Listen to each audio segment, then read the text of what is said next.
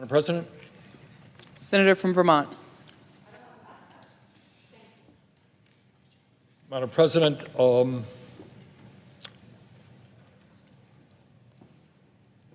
pursuant to Section 36B of the Arms Export Control Act, I move to discharge the Committee on Foreign Relations from further consideration of S.J. Res. 111 relating to the disapproval of the proposed foreign military sale to the government of Israel of certain defense articles and services. The clerk will report. The senator from Vermont, Mr. Sanders, moves to discharge S.J. Res. 111. I would ask unanimous consent to dispense with further reading of the resolution. Under the previous order, there will now be 2 hours of debate equally divided between proponents and opponents. Madam President, thank you very much. And let me thank the leadership for their cooperation in setting up this debate. Today, we will be voting on 3 joint resolutions of disapproval, or JRDs, to block the sale of certain offensive weapons to Israel. These resolutions are S.J. Res. 111, to block the sale of 120-millimeter tank rounds, S.J. Res. 113, to block the sale of 120-millimeter high-explosive mortar rounds, and S.J. 115, to block the sale of JDMs, the guidance kits attached to many of the bombs dropped in Gaza. Madam President, I would note to my colleagues that these resolutions are strongly supported by more than 100 civil society groups, including pro-Israel groups like J Street, some of the largest labor unions in this country, including the SEIU, the United Auto Workers, and the United Electrical Workers, humanitarian groups like Amnesty International and Doctors of the World, and religious groups like the United Methodist Church, the Friends Committee, and many, many other organizations. And Madam President, I would ask unanimous consent to enter into the record the list of these supporting organizations. Without objection. Madam President, I would also point out that poll after poll shows that a strong majority of the American people oppose sending more weapons and military aid to fund Netanyahu's war machine. And I would also mention, interestingly enough, that according to a poll commissioned by J Street, this is a pro-Israel organization, 62% of Jewish Americans support withholding weapons shipments to Israel until Netanyahu agrees to an immediate ceasefire. Madam President, these resolutions are aimed at offensive weapons that have been used to devastating effect against civilians in Gaza and Lebanon. They would not affect any of the systems Israel uses to defend itself from incoming attacks. Madam President, from a legal perspective, these resolutions are simple, straightforward, and not complicated. Bottom line, the United States government must obey the law. Not a very radical idea. But unfortunately, that is not the case now. And every member of the Senate who believes in the rule of law, that our government should obey the law, should vote for these resolutions. The Foreign Assistance Act and the Arms Export Control Act are very clear. The United States cannot provide weapons to countries that violate internationally recognized human rights or block U.S. humanitarian aid. Let me repeat that because that is the essence of this entire debate, not complicated. The United States government cannot provide weapons to countries that violate internationally recognized human rights or block U.S. humanitarian aid. That is not my opinion. That is what the law says. Madam President, according to the United Nations, according to much of the international community, according to virtually every humanitarian organization on the ground in Gaza, Israel is clearly in violation of these laws. Under these circumstances, it is illegal for the United States government to provide Israel with more offensive weapons. These joint resolutions of disapproval are Congress's tool to enforce the law, and that is exactly what we must do. Madam President, it has been more than 13 months since the October 7th Hamas terrorist attack on Israel, an attack which killed 1,200 innocent people and took 250 hostages, including Americans. As I have said many, many times, Israel had the absolute right to respond to that horrific Hamas attack as any other country would. I don't think anybody here in the United States Senate disagrees with that. But Prime Minister Netanyahu's extremist government has not simply waged war against Hamas. It has waged an all-out war against the Palestinian people. Madam President, within Gaza's population of just 2.2 million people, and I want people to conceptualize that, that's about the size of New Mexico. 2.2 million people, more than 43,000 Palestinians have been killed, and more than 103,000 injured, a population of about the size of New Mexico. 60% of those who have been killed and injured are women, children, or elderly people. According to satellite imagery, 2/3 of all structures in Gaza have been damaged or destroyed. 2/3 of all structures, think about that. 2/3 of all structures have been damaged or destroyed. That includes 87% of the housing, 84% of health facilities, 84% of health facilities, and 70% of sanitation plants. Right now, there is raw sewage running through the streets of Gaza, and it is very difficult for the people there to obtain clean drinking water. Madam President, every one of Gaza's 12 universities has been bombed. They got 12 universities. Every single one of them has been bombed, as have many hundreds of schools. For 13 months, there has been no electricity in Gaza. Madam President, during the last year, millions of desperately poor people in Gaza have been repeatedly driven from their homes and forced to evacuate time and time again with nothing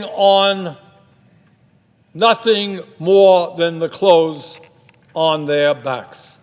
So let's imagine millions of people driven from their homes, told to go here, told to go there, and going from one place to another.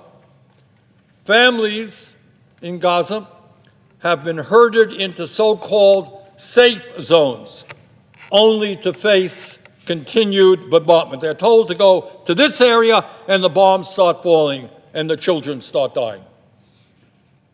Madam President, the children of Gaza have suffered a level of physical and emotional abuse that is almost beyond comprehension.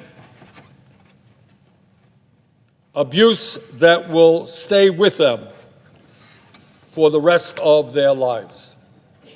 These children, today, as we speak, right now, are hungry, they are thirsty, they cannot access health care, and all around them, they have witnessed death and destruction. That is what the children of Gaza have experienced, and Gaza is a very young population. And Madam President, as horrific as that situation is, what has happened over the last year, what is taking place today, right now, this moment, as we discuss this issue, it is even worse, if that is imaginable. As a result of Israel blocking desperately needed humanitarian aid, the volume of aid getting into Gaza in recent weeks is lower than at any point since the war began. More aid is needed, less aid is getting through. The result, many thousands of children are facing malnutrition and starvation. Let me repeat that. Many thousands of children today are facing malnutrition and starvation. This is not my observation. This is what the leaders of the 19 most important humanitarian organizations on the ground in Gaza, including the American head of UNICEF, Kathy Russell, and the American head of the World Food Program, Cindy McCain, wife of our former colleague John McCain. That is what they say. According to their recent report, quote, the situation unfolding in North Gaza is apocalyptic. Basic life-saving goods are not available.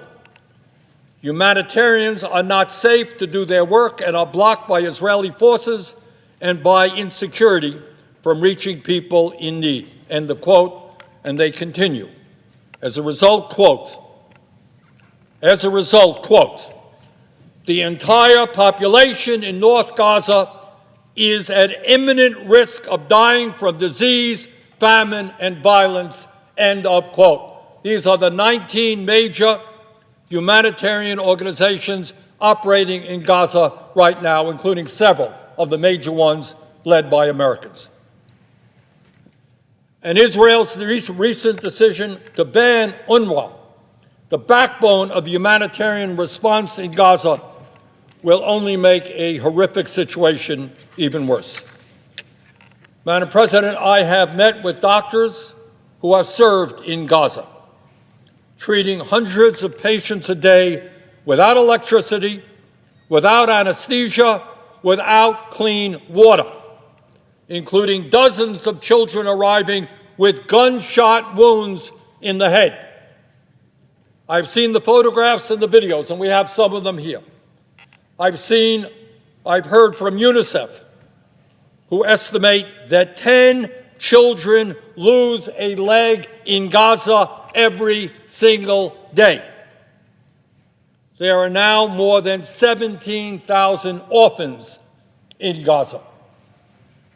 Madam President, let me quote from a New York Times opinion piece of October 9th, 2024, a little more than a month ago, where American doctors and nurses in Gaza, these are Americans working in Gaza, describe what they saw on the ground. Merrill Tidings is a nurse from New Mexico, and she said, quote, these people were starving. She's talking about healthcare workers, her colleagues. These people were starving. I learned very quickly to not drink in my water or eat the food I had brought in front of the healthcare workers because they had gone so many days without, end of quote, without food, without water. Dr. Nadal Farah from Ohio said, quote, malnutrition was widespread.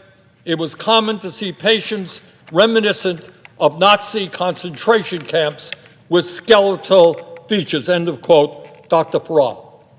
Abira Mohammed, a nurse from Dallas, Texas, said, quote, everyone we met showed us pictures of themselves before October. They had all lost 20 to 60 pounds of weight. Most patients and staff looked emaciated and dehydrated, end of quote. Dr. Nareen Ahmad from Philadelphia said, quote, every patient I treated had evidence of malnutrition. For example, poor wound healing and rapidly developing infections.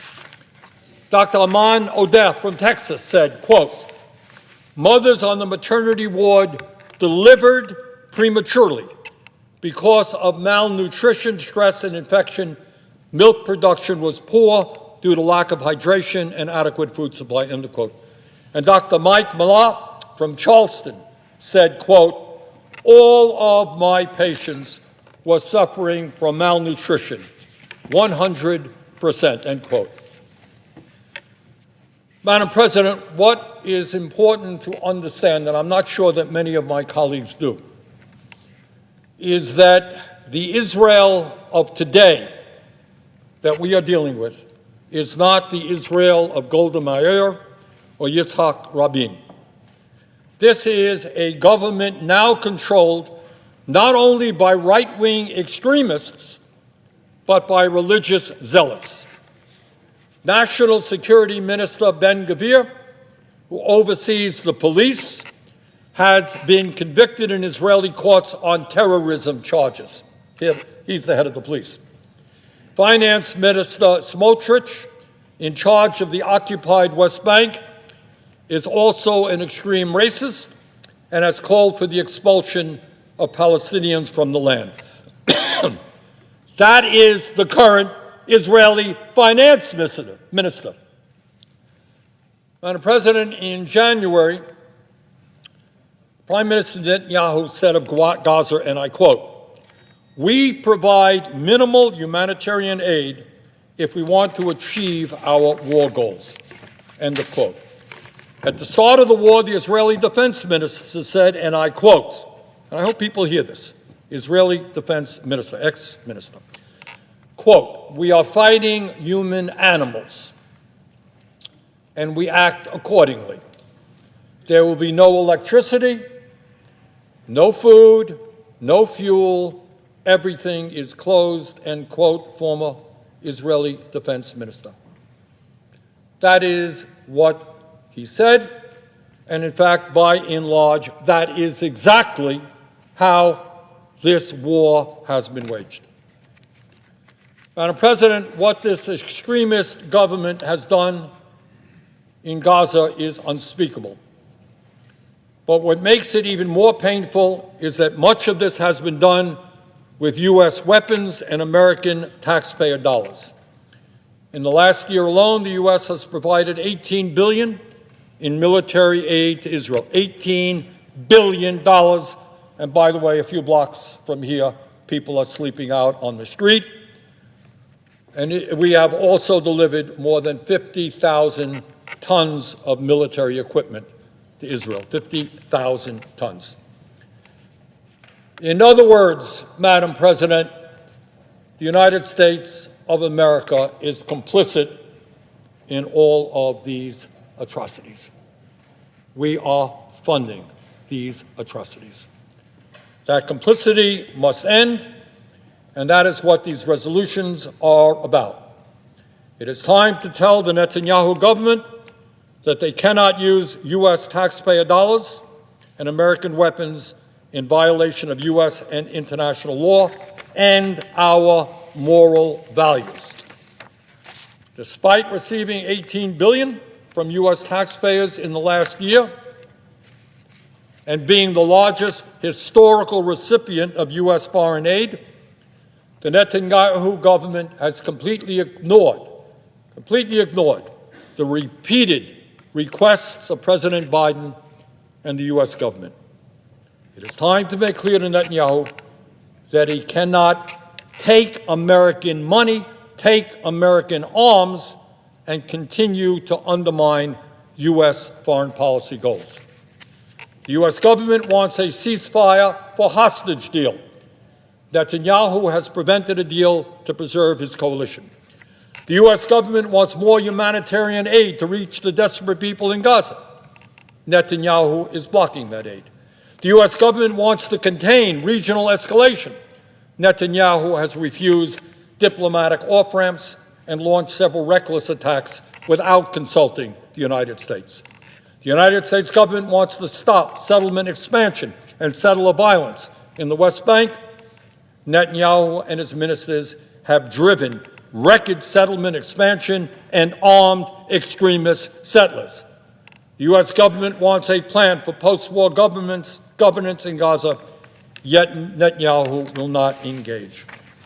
And by the way, blocking these sales would also be in keeping with actions taken by some of our closest allies. The United Kingdom suspended 30 arms export licenses after concluding there was an unacceptable risk they could be used in violation of international law.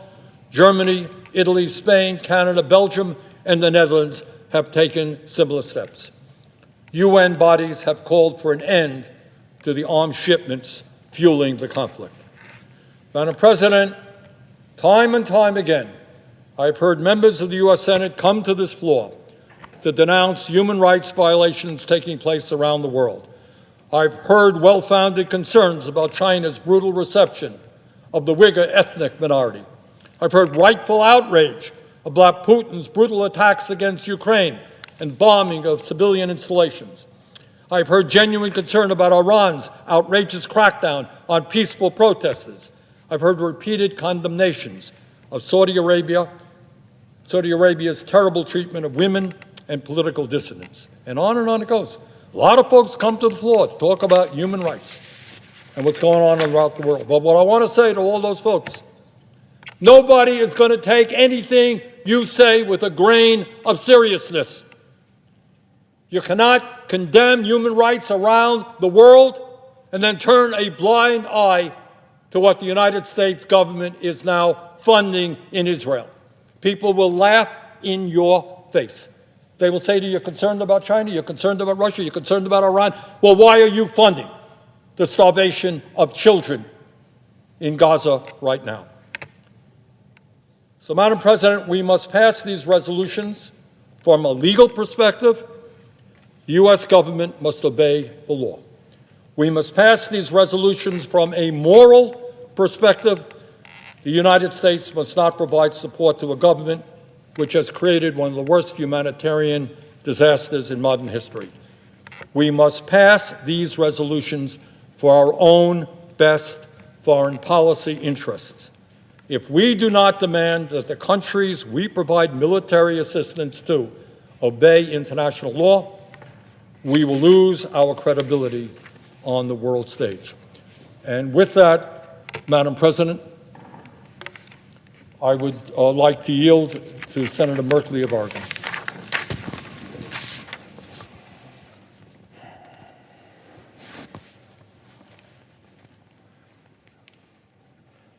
Madam President.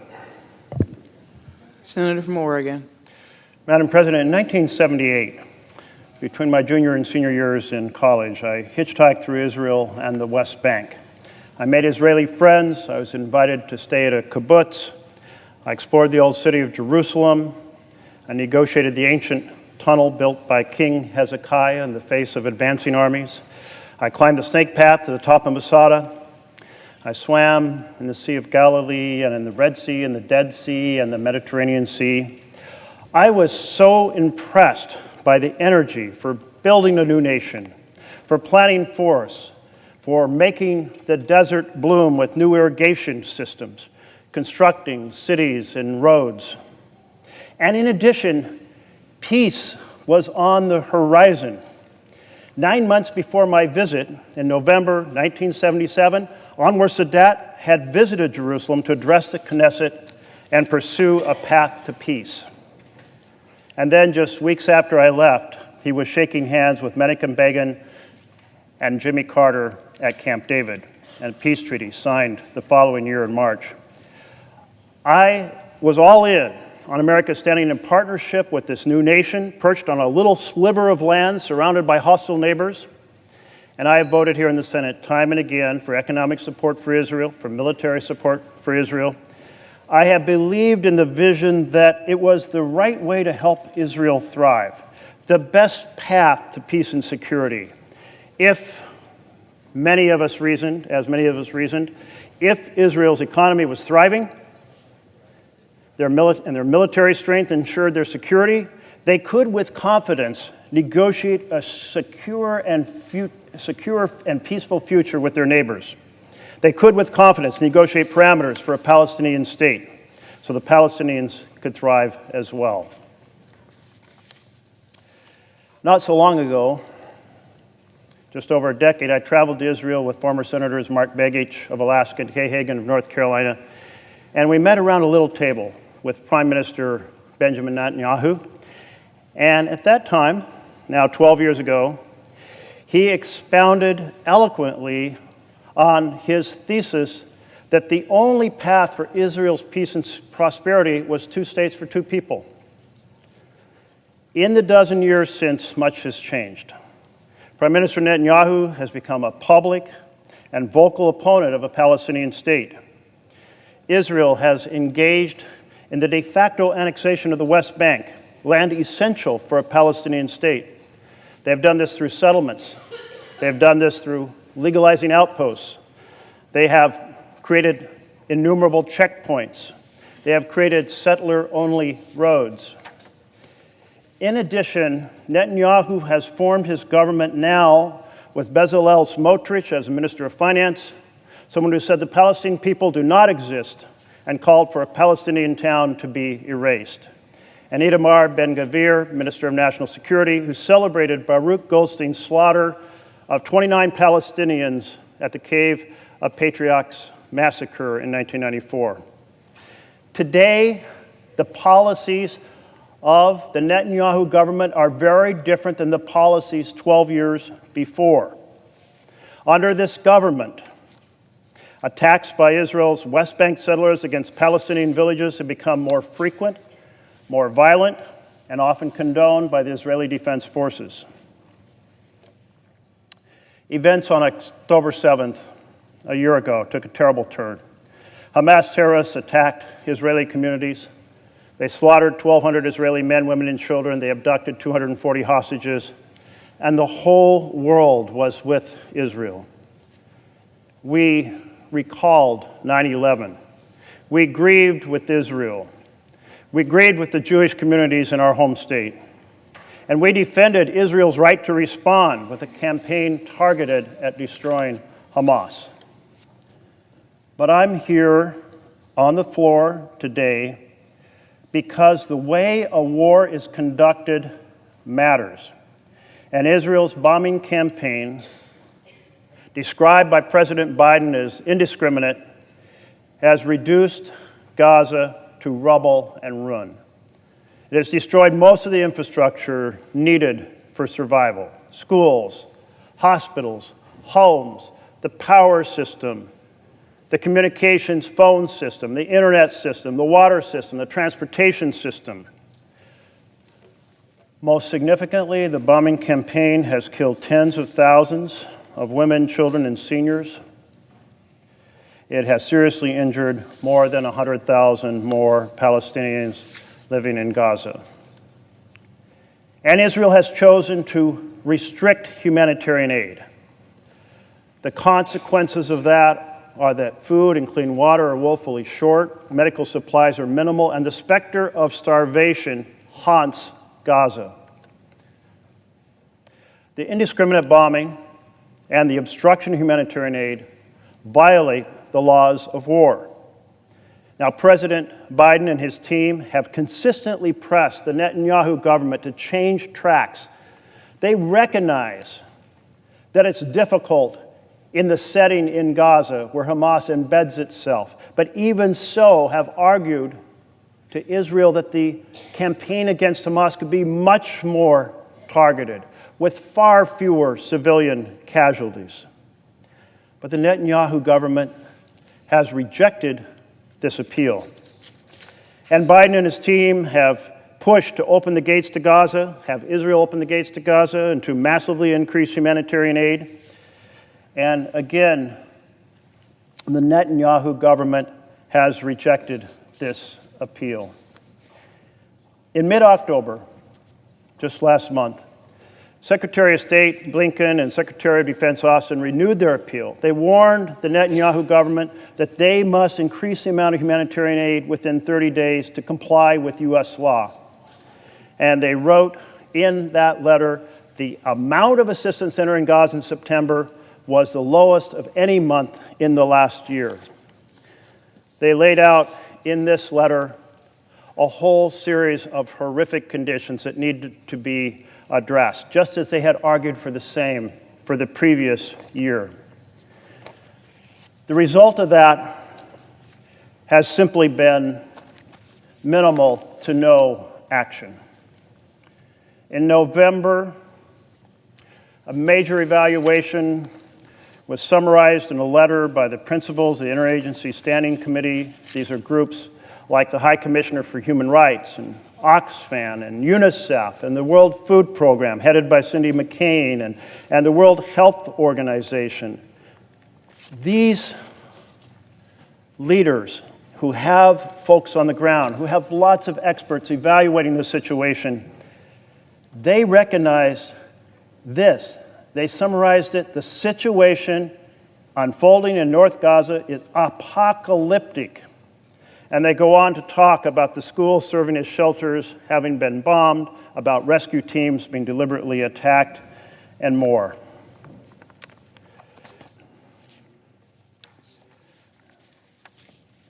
As I described at the start of my remarks, I have, since my first trip to Israel in 1978, been all in on the special partnership between the U.S. and Israel, on economic support, on security support, in the belief that our partnership would maximize Israel's confidence in pursuing peace and security.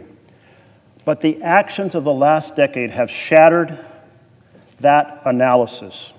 The Netanyahu government is systematically undermining the possibility of a Palestinian state through its settlement checkpoints, its outposts, its settler-only highways. It is conducting its war campaign in Gaza in a fashion that is producing massive civilian deaths and injuries, conditions that aid organizations consistently describe as the worst they've seen anywhere in the world.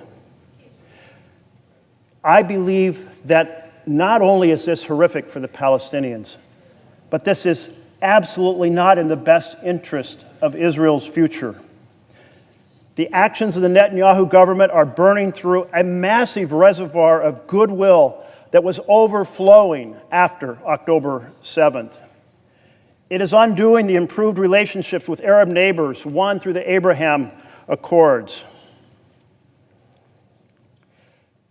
It is damaging because of our connection to Israel through military arms, our advocacy and legitimacy, campaigning for human rights around the world. So I ask you, what do you do when a good friend, a partner, heads off on a disastrous course? President Biden and his team responded by providing proposals and encouragement to get back on course, but those were rejected. So now we must weigh in here in this chamber. And many in this chamber may say, let's just continue the past. Let's not see the horrific circumstances in Gaza. Let's not observe the systematic takeover of the West Bank. Let's ignore all that and continue with this very different right-wing government without ever raising an eyebrow. I disagree. I think that true partners do not stand idly by when their partners go way off track in destructive ways. And thus that we should not continue to provide the munitions that we are voting on today. We cannot remain silent in the face of Netanyahu's strategy. We must not continue to provide offensive weapons that make the United States complicit in the deaths of tens of thousands of Palestinians, the injury of 100,000 more innocents. Thus, I will choose to honor American law and respect international law and support Israel's best long-term interest to thrive by voting to block these 3 weapon transfers up for consideration today.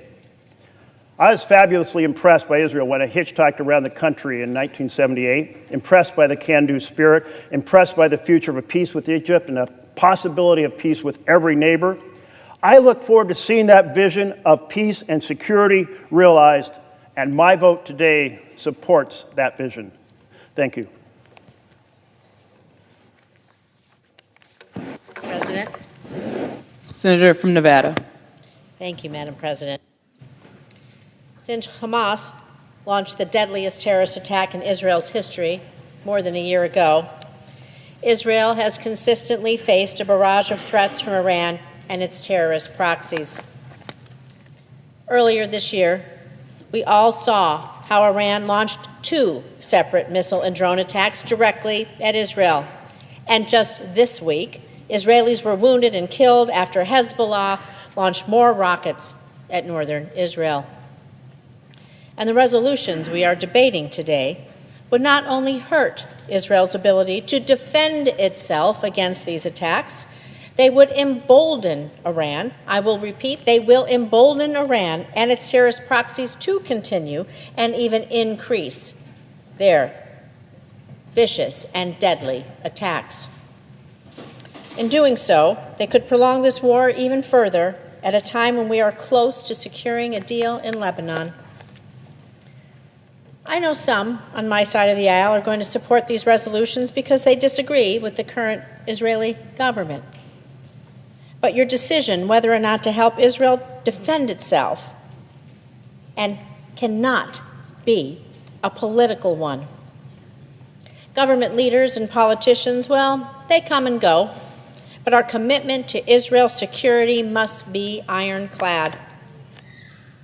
And restricting much-needed arms to Israel because you don't agree with everything the current government is doing will leave our ally vulnerable to future terror. I'll repeat, governments and leaders come and go. Will our support for our ally remain? Israel has an absolute right to defend itself, and the aid provided by America is critical. I know some of you are planning to vote for these resolutions agree, but you may be worried about the need for these offensive weapons that the resolutions would block, so let me explain. Israel cannot rely on missile defense alone to protect its citizens. It also needs to have the ability to destroy enemy threats before they can be deployed and to respond to attacks that have already been launched.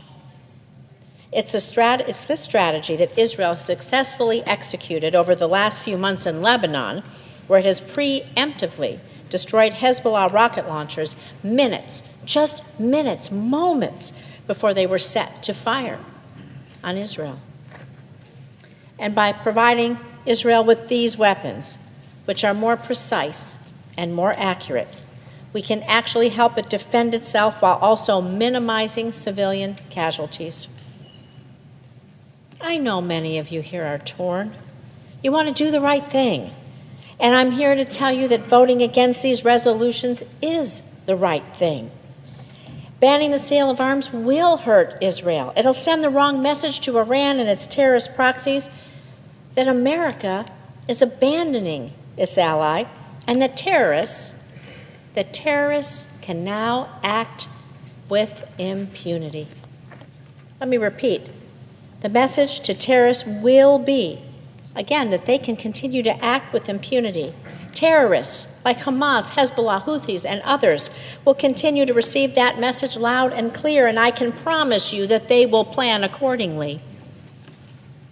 So if we're serious about preventing another atrocity like October 7th, if we're serious about limiting civilian casualties, if we're serious about sending a message to terrorists around the globe, I urge all of you to vote no on all 3 resolutions.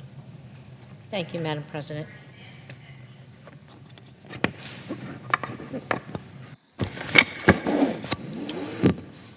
Madam President. Senator from Idaho. Madam President, I rise in opposition to the resolutions that we have before us. For 76 years, and by the way, I agree and associate myself with remarks from my friend colleague from Nevada, and not so much with my colleagues from Vermont and Oregon. I respect them individually. I am in opposition to these resolutions before us, and I want to speak for a few minutes as to why. For 76 years, the United States has stood with the State of Israel, our strongest ally in the Middle East. But today, members of this body are sending a message that United States support for Israel is in question. It is not. This comes after a difficult year during which this administration has egregiously undermined Israel's ability to defend itself as it fights a several-front war against Iran and our common enemies. The administration has withheld weapons and ammunition, has issued National Security Memorandum 20, which has held Israel to arbitrary standards and interfered in Israel's domestic politics, all in an effort to placate the far left of the Democratic Party during our own domestic elections. Today, instead of acknowledging that American support for Israel is still strong, these resolutions seek to say that support for Israel has changed. It has not. I know these resolutions will fail, and I hope the world will hear me when I say that the people of America support Israel, full stop. But I think it's important to remember how we got here. This administration foolishly thought we could get along with Iran and beg the Iranians to talk. When the Iranians refused, the administration released billions of dollars in frozen assets in an effort to buy the Iranians off. Meanwhile, the administration reversed U.S. sanctions policies that had cut off the flow of money to the Iranians. The Iranian ghost fleet, which Tehran uses to evade sanctions, grew from under 80 ghost ships moving oil to now over 300 ships. Awash with money and knowing the administration would not challenge Iranian bad behavior, Iran knew it could start this war in Gaza without consequences. Rather than focus on Iran's behavior, these resolutions before us today are the predictable evolution of the administration's horrible and failed policies that seek to both appease critics of Israel and isolate the Jewish state in the international community at a time of its greatest need.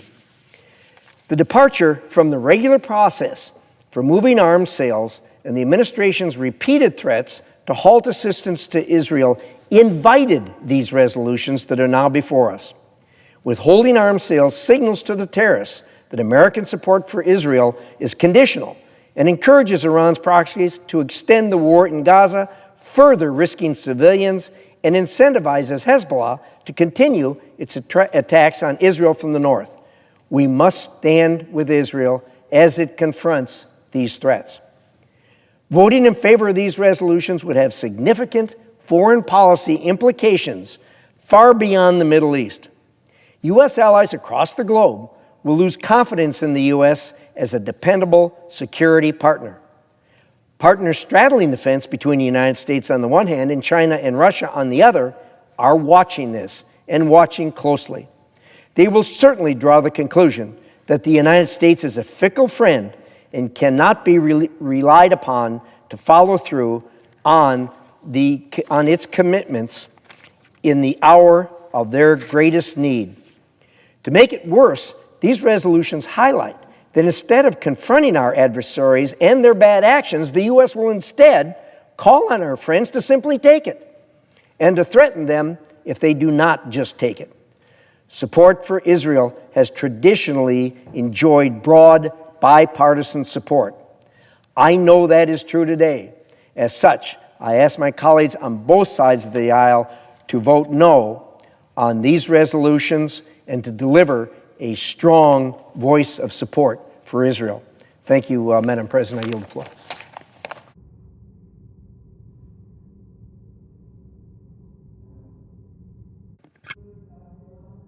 Much. I appreciate it. I want to show my support for what my colleague just said, Senator Risch. It made perfect sense. And this is a consequential vote. We all know how it's going to end. But let me tell you why it's consequential. A lot of people are watching what we're doing here today, and they're trying to get a signal, understand like where we're all coming from. Let me tell you where I'm coming from. I'm coming from the idea that if you want to end the war between Israel and the Palestinians, we need to replace Hamas with somebody who doesn't want to kill all the Jews. Hamas attacked Israel on October the 7th, killing more Jews than any time since the Holocaust. What were they up to? Their pledge to destroy the Jewish state, they're religious Nazis. If you don't believe me, listen to what they've said. It was barbaric. They slaughtered entire families. They decapitated children's heads. They raped women in front of their own family. And they filmed it to create hard hearts throughout the world and the region. The Nazis hid their crimes. Hamas filmed it so you could see it. Why? October the 7th, in large part, not completely, was designed to stop efforts to have Saudi Arabia and Israel recognize each other and virtually end the Arab-Israeli conflict. I have been to the region 7 or 8 times since October the 7th. I went with a group of 5 Republicans and 5 Democrats right after October the 7th to deliver 2 messages. Went to Saudi Arabia, the biggest power in the Islamic world, and I went to Israel. And to our friends in Israel, I said, we will give you, at least from my view, the ability to make sure there is no second Holocaust. And the weapons we provided to Israel has resulted in the destruction of Hamas. There is no way forward for the Palestinians until you reform the PA, which is run by a bunch of corrupt old guys, and make sure Hamas never comes back. The most radicalized population on the planet are young people in Gaza. From the time they're born to the time they die, they're taught to hate and kill the Jews. Look at their education system. How do we change that? Somebody other than Israel has to come in and take over Gaza and reform the West Bank to give the Palestinians a better life. It will not be the United States. We can't do that. It's certainly not going to be Israel. Well, who would it be? It'd be the Arab world. The Crown Prince of Saudi Arabia has a vision for his country and the region that I buy into. We've had our problems in the past for sure. But women can drive, which is a big thing, even though it doesn't sound like it. Women can go out to dinner without a male escort. Doesn't sound like a big thing, but it really is. 38% of the people working in Saudi Arabia are young women. So he has a vision to change his country and to build on the Abraham Accords. President Trump and his team was able to get 6 Arab nations to recognize Israel, the United Arab Emirates and others, which was a huge deal. And we have a chance to build on it. So for the last 2.5 years, I've been going over to Saudi Arabia and Israel, working with the Biden administration to try to build out the Abraham Accords. And the big prize would be have Saudi Arabia make peace with Israel, take over Gaza and the West Bank with other people in the region, and give the Palestinians a better life, rebuild Gaza, create honest government to replace corrupt government, give them sovereignty, self-government, the ability to live dignified lives, and to give Israel security. October the 7th was designed by Hamas to stop what was imminent.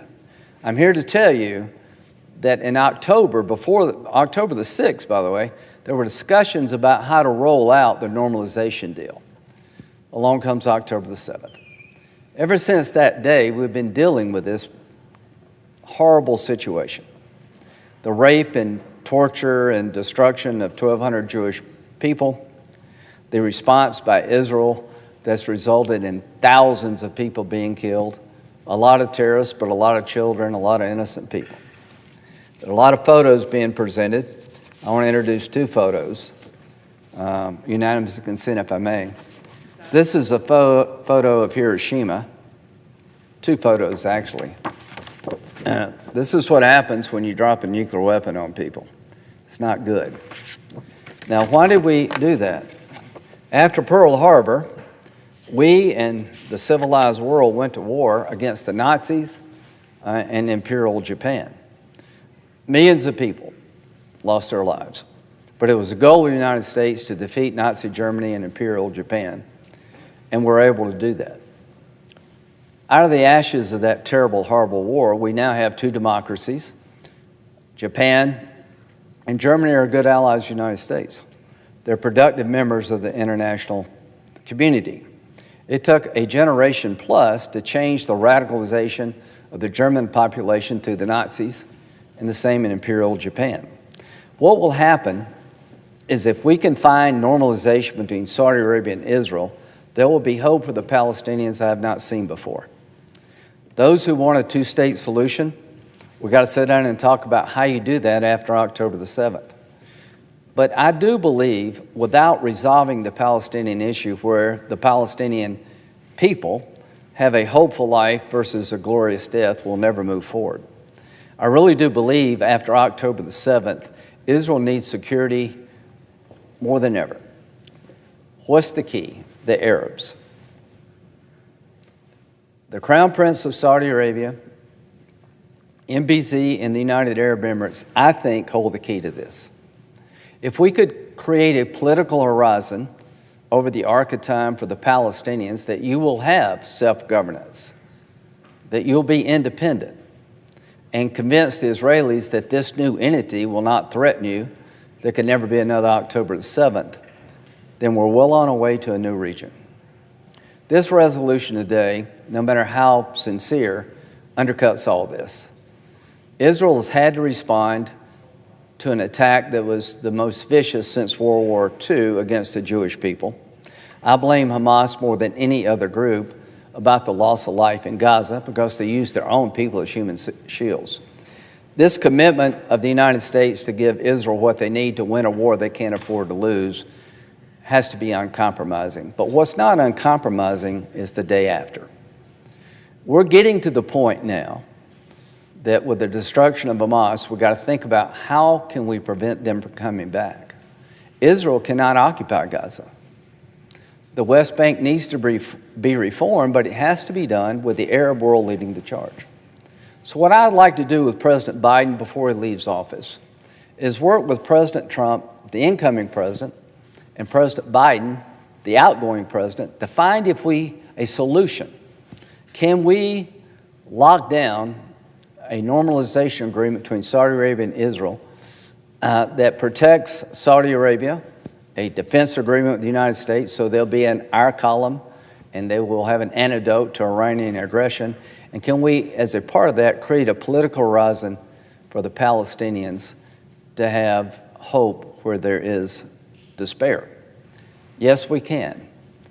But now's not the time to send this signal. This signal will be seen by the enemies of Israel and the enemies of peace as if they just stick with it, they will win. If you want peace, you have to destroy those who hate peace. This is not a Bibi problem. This is a problem where their Islamic terrorists, Hamas, Hezbollah, and Iran, want to kill all the Jews, not just Bibi. Now, why do they want to do that? They're religious Nazis. I don't know why Hitler wanted to kill all the Jews, but he did. So the Ayatollah has a couple things in mind. The purification of Islam, which means that Sunni Islam will bend to his will. If you don't believe me, ask the Crown Prince of Saudi Arabia. The other goal is to destroy the Jewish state and to drive us out of the Mideast. The religious doctrine of the Shiites in charge compel them to kill all the Jews. It's a commandment from God. Here's what I know. That's not what Islam teaches most Muslims, but they believe it. And when we ignored Hitler, we did so not only at our own peril, but the peril of millions of people. What have I learned from history? When someone threatens to kill you because you're of a particular race or religion, you should take that seriously. So how do we end this conflict? We end this conflict with the complete decimation of Hamas, a plan for the day after that will replace Hamas in Gaza, reform the PA, try to get a ceasefire in Lebanon, and reduce the impact that Hezbollah has on the Lebanese people. All of the Shiite, Iranian-backed militia have as their goal disruption, upheaval, and tyranny. They want to control the region and remake it in their own image. Look what they're doing in Syria, look what they're doing in Yemen, look what they're doing in Lebanon. We have a historic opportunity here to give Israel what they need to finish the war they can't afford to lose, come up with a day-after plan that would replace Hamas with a better life, try to get Lebanon in a better space, and build on the Abraham Accords. This effort by my colleagues undercuts all that. You have every right to say anything you want to say in this body, but I've been there a lot, and none of you have gone with me. Making peace is hard. We haven't done this together. I've been with Senator Van Hollen to Israel. I've been to Senator Van Hollen before in the region. I think he wants to help the Palestinians, and I don't think he's anti-Semitic. I just think there's an opportunity here, and it's not about Bibi, folks. It's about a strain of Islam that will kill every Jew, including Bibi, and come after us unless they're defeated. So my goal is not only to reject this idea, but to work with President Biden and President Trump and their teams before the next president takes office to have a day-after plan that will allow Israel to withdraw, and there'll be no more October 7th, and allow Gaza and the West Bank to be rebuilt with dignity and hope. That is my goal. This resolution undercuts my goal. I would urge you to vote no. And I will be going back next week to Saudi Arabia. And I'm going to keep working with the Biden administration and the incoming Trump administration to the last hour, to the last minute of the last day to find a solution. And I would end with this. If we fail to find a day-after plan that allows Israel to withdraw and be secure, and fails to deliver a political horizon for the Palestinians, God help us all. This will repeat itself. Iran will come back. Hezbollah and Hamas will reemerge. We have a moment in time to change the region and change the world, and I would ask all of us to seize that moment, and this resolution is counter to what I'm trying to achieve. So I would urge a no vote, because peace and a dignified life for the Palestinians rest with a viable day-after plan. And what is the proper response to people who want to kill you and your family and destroy your way of life? I can tell you what the United States did. We went to war. We dropped 2 atomic bombs to end a war we couldn't afford to lose. What is the right response to those who want to kill all the Jews? Make sure they don't have the capability to do it. Thank you. Yield. Madam President. Senator from Maryland. Madam President, I rise in support of the joint resolutions of disapproval that the Senate is considering today on the sales of certain offensive weapons to the Netanyahu government. And to be clear, I do not support an arms embargo on Israel. But I do believe that the United States should pause the delivery of offensive weapons until the Netanyahu government meets the requirements of U.S. law and policy with respect to the delivery of humanitarian assistance to civilians in Gaza and the use of American weapons there. So this is not about abandoning support for Israel. This is about making sure American support for Israel complies with American laws and policies and values. We would not be on this floor considering these resolutions if that was happening today. And these votes will be the one opportunity that members of the Senate have to send that message. And I urge my colleagues to support them. Following the Hamas attacks of October 7th, I have, as probably every senator has, supported Israel's right to defend itself, in fact, argued that they have a duty to defend themselves and end Hamas's control of Gaza, and I am steadfast in that support to this moment. There must be no more October 7ths. At the same time, U.S. taxpayer-funded assistance should not come in the form of a blank check, even to our closest allies. We need to ensure that U.S. interests, values, and priorities will be respected by foreign governments that receive U.S. assistance. That is why our security assistance to many countries includes various conditions to encourage progress on human rights.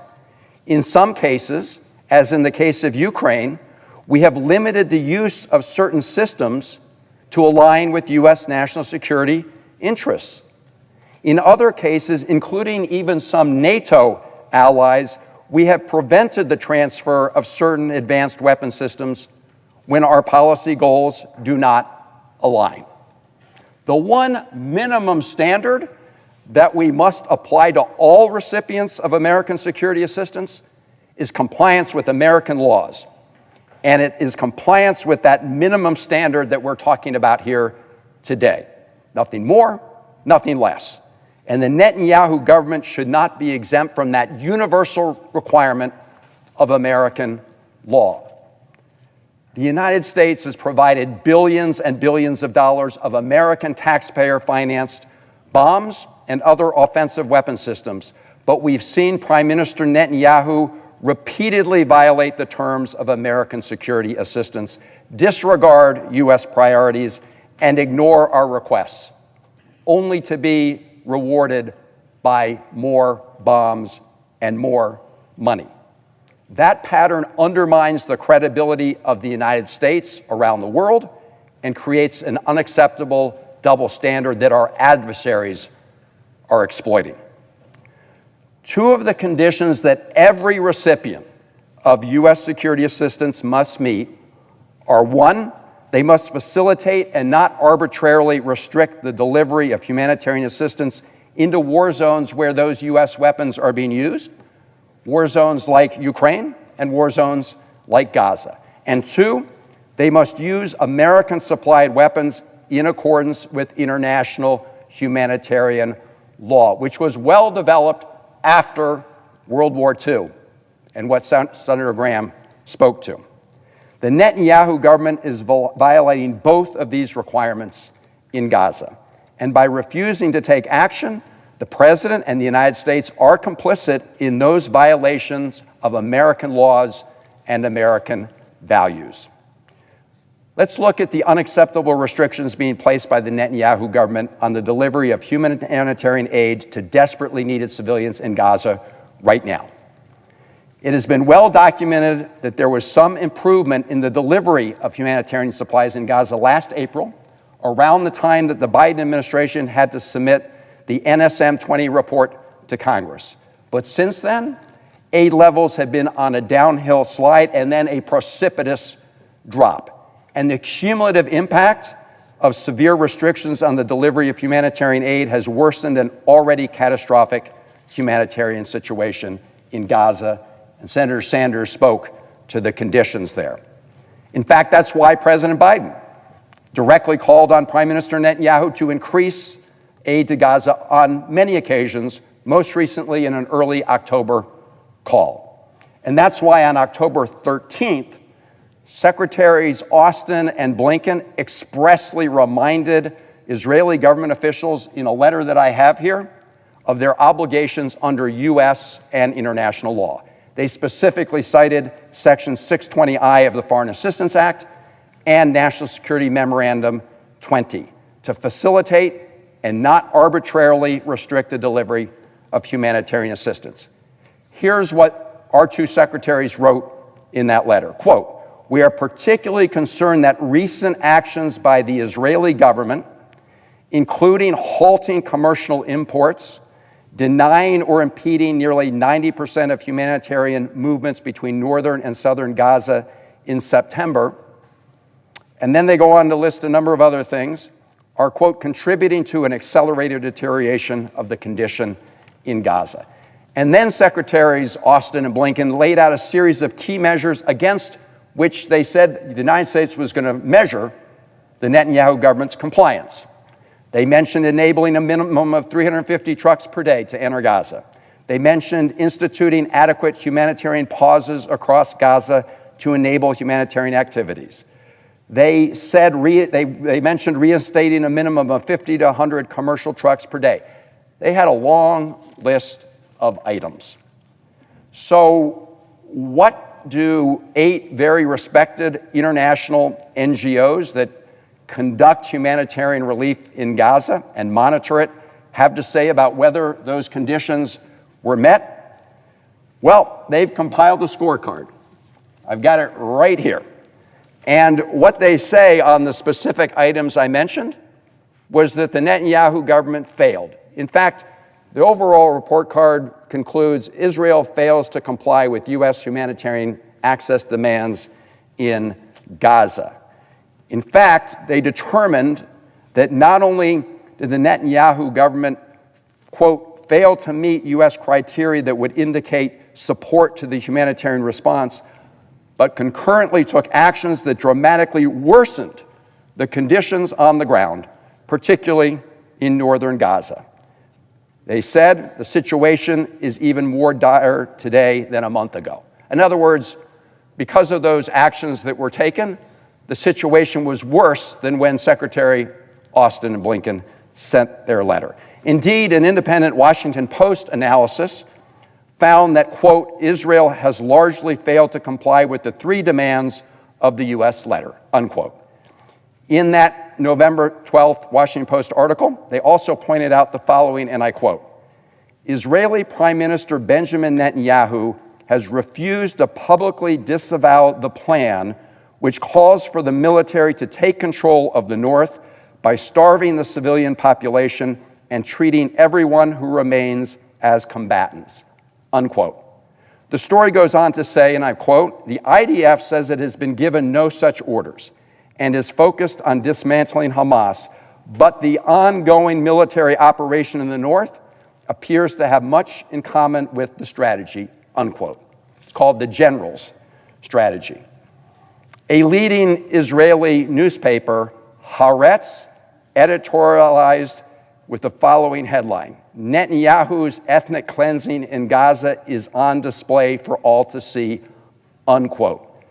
That is a view that's also been echoed by many Israeli human rights organizations, and I commend them on all the work that they do every day. And I find it extraordinary that so many of our colleagues come to this floor to talk about human rights abuses across the world. They cite Human Rights Watch, they cite Amnesty International, but when it comes to those organizations writing reports about human rights violations conducted by the Netanyahu government, oh no, they run away from that. So let's look at what others have said in terms of monitoring the situation right now in Gaza. On November 1st, the principals of the Interagency Standing Committee, the leaders of 15 UN and humanitarian organizations, including the World Food Program, Executive Director Cindy McCain, and UNICEF Director Catherine Russell, 2 American leaders of those organizations, said, and I quote, "The situation in northern Gaza is apocalyptic," unquote. And they say, quote, "The entire Palestinian population in North Gaza is at imminent risk of dying from disease, famine, and violence. Humanitarians are not safe to do their work and are blocked by Israeli forces and insecurity from reaching people in need," unquote. They say, quote, "Rescue teams have been deliberately attacked and thwarted in their attempts to pull people buried under the rubble of their homes," unquote. and yet we keep sending more bombs. In that statement, the UN and humanitarian leaders also issued this call, quote, "Member states must use their leverage to ensure respect for international law. That includes withholding arms transfers where there is a clear risk that such arms will be used in violation of international law," unquote. So let's look at the use of American weapons. In its May 20th NSM 20 report to Congress, the Biden administration concluded, and I quote, "It's reasonable to assess that defense articles covered under NSM 20 have been used by Israeli security forces since October 7th in instances inconsistent with international humanitarian law obligations or with established best practices for mitigating civilian harm." And in that report, and I urge my colleagues to look at it, the administration identified a sampling of cases of civilian harm incidents where U.S. weapons were used, and they said there's some ongoing investigations, and we're still waiting for answers from the Netanyahu government. Well, just a few weeks ago, there was a report that we now have 500 cases of civilian harm where U.S. weapons were used under review. And if you look at the most recent letter from Secretaries Blinken and Austin, you will see that they reference at the bottom of their report the following. And I want to read this because their letter says, quote, "Lastly, it is crucial that our governments establish a new channel to raise and discuss incidents of civilian harm. Our previous engagements have not achieved the necessary outcomes. We request the initial virtual meeting for this channel to be held by the end of October." This is more than a year into the war. And here you have the Secretary of Defense and the Secretary of State saying they're not getting enough information from the Netanyahu government to be able to make decisions about whether or not U.S. weapons have been used in violation of international humanitarian law. And yet, despite not getting that information, the administrations continue to send those taxpayer-financed offensive weapons. And it's very clear that the Netanyahu government continues to conduct operations in Gaza in a way that results in large numbers of civilian casualties. And I think our colleagues know that the fact that Hamas violates international law and does despicable tactics by operating from amongst civilians does not absolve Israel or any other country involved in that kind of situation of the duty to avoid civilian harm and avoid the destruction of civilian infrastructure. Since President Biden's recent call with Prime Minister Netanyahu last month, we have seen continued high rates of civilian deaths, and human rights organizations continue to document cases of weapons being used in violation of international humanitarian law. Now, Madam President, that October 13th letter not only warned the Netanyahu government about unacceptable restrictions on humanitarian aid in Gaza, and not only warned them about illegal use of American weapons, they also raised two other issues. One, they said that Israel is required by international law to allow the International Committee of the Red Cross access to Palestinian prisoners who were detained without any charges. And yet, despite them sending the letter, no change there. And that means over 3,000 Palestinian prisoners who have been in prison without charge under administrative detention are not, the ICRC does not have access to them. They also warned in their letter about pending legislation before the Knesset that would cripple UNRWA. And here's what Secretaries Austin and Blinken said. They warned that, quote, enactment of such restrictions would devastate the Gaza humanitarian response at this critical moment and deny vital education and social services to tens of thousands of Palestinians in the West Bank and East Jerusalem, which could have implications under relevant U.S. law and policy, unquote. Within days of the United States government sending that letter, two bills were passed by the Knesset to ban UNRWA. So what we see, Madam President, is a continuing pattern, President Biden makes certain demands that are routinely ignored without consequence. In fact, they're rewarded. And this is an ineffective use of American leverage to accomplish our policy goals and ensure that American law is abided by. I want to just mention a couple others, and Senator Sanders referenced them. But we know that Prime Minister Netanyahu has repeatedly obstructed President Biden's plan for a ceasefire and the return of hostages. Both in Washington and Israel, I've met with families of hostages who are experiencing unthinkable pain. I just met with the father of a soldier who is being held right now in Gaza as hostage.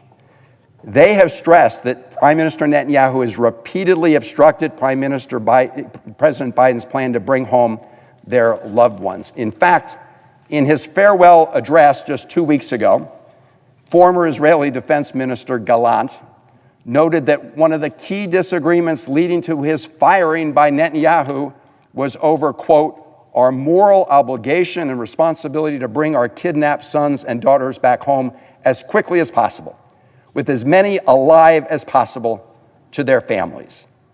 He went on to say, based on my role, experience, and the military achievements of the past year, with a clear-eyed view of reality, I state that this is an achievable but involves painful compromises that Israel can bear and that the IDF can deal with. This is and will not be any atonement. There is and will not be any atonement for abandoning the captives. This is former Defense Minister Gallant fired by Netanyahu. I heard Senator Graham speak a lot about the day after plan. Well, President Biden has proposed a day after plan. It's to have a reformed Palestinian Authority form the nucleus of governance in Gaza. And indeed, the Netanyahu government, led by Smotrich, not only opposes President Biden's plan, but they have worked to systematically weaken the PA by withholding tax revenues that it collects on behalf of the Palestinian people. What's more, Prime Minister Netanyahu publicly rebuked President Biden's call to create a path to a two-state solution, even bragging that he had long blocked that outcome, something I heard Senator Graham refer to something that was needed. So the Netanyahu government has refused to comply with other requests as well, trying to change rules of engagement on the West Bank in order to prevent the killing of innocent civilians, including the deaths of some American citizens. And contrary to longstanding policy in American governments, Republicans and Democrats alike, about not having expanded settlements in the West Bank, something Secretary Blinken said agreed was inconsistent with international law, we've seen a record number of settlements forwarded by the Netanyahu government. In fact, one when Secretary Blinken was there in Israel. So, Madam President, the issue here is not whether or not the United States is supporting Israel. The issue is whether or not, as we provide that support, we have a two-way street. A partnership should be a two-way street, not a one-way blank check. And at a minimum, the Netanyahu government should comply with American law, as we've talked about today. And when they're not, we have an obligation to the American people and American taxpayers to make sure that we withhold that support until Netanyahu comes into compliance. That's what we're saying here. Just meet the requirements of American law. And all of us have an obligation to American taxpayers to make sure that we are not complicit in violating American law, and American values. So, Madam President, that's why I encourage my colleagues to support these joint resolutions, to send that message. This is the one opportunity we have to do so. And I yield back. Senator from Vermont. For either side. Without objection. Madam President. Senator from North Carolina. I rise today to voice my strong opinion to Senator Sanders' attempt to cut off United States military support to our friend and ally Israel. Now, I don't dare denigrate my colleagues' intent here or the motives, but I believe the effect is reckless, and I believe it's dangerous. And I believe it will lead to the loss of even more lives.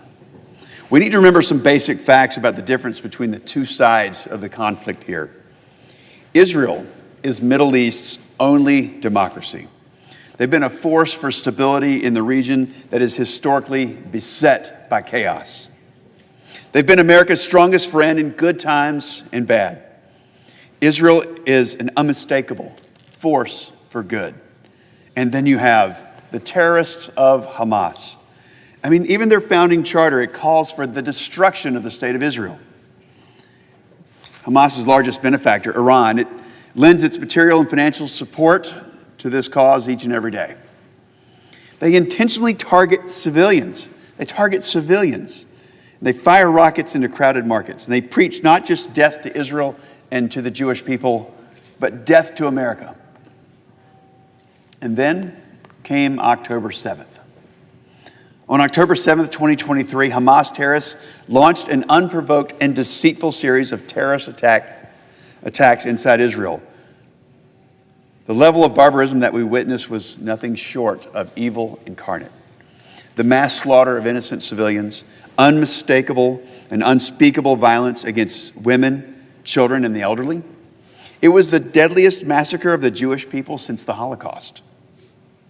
These crimes against humanity were also visited upon American citizens as well. Hamas murdered 46 Americans. They kidnapped 12. 7 U.S. hostages, 7 U.S. citizens remain hostage in Gaza. The state of Israel has every right to root out the genocidal terrorists who committed these acts and eliminate the threat once and for all. Israel is carrying out this military action with precision, thanks in part to munitions from the United States. For example, one of the systems that we sell to the Israelis is tail kits with GPS receivers. These kits convert guided or unguided free-fall bombs instead into precision-guided bombs. Put simply, these kits turn dumb bombs into smart bombs. But Senator Sanders' proposals blocking the sale of these systems to the Israelis, and apparently Senator Sanders would prefer that Israelis use less accurate weapons to eliminate terrorists. Now, it doesn't take anything more than common sense to realize that this would make collateral damage even more likely. In Senator Sanders' zeal to undermine our ally, he would make it more likely that Palestinian civilians who Hamas intentionally uses as human shields, that civilians could be killed. The bottom line is this: cutting off U.S. support for an ally in their time of need is just unbecoming of our country. To hamstring the very nation trying to defeat the perpetrators of the October 7th carnage is insulting to the Americans who were murdered and those who are still held hostage. It's just wrong in every conceivable way. All of these resolutions should be soundly rejected, and this body should stand shoulder to shoulder with Israel as they take the fight to Hamas. I yield the floor.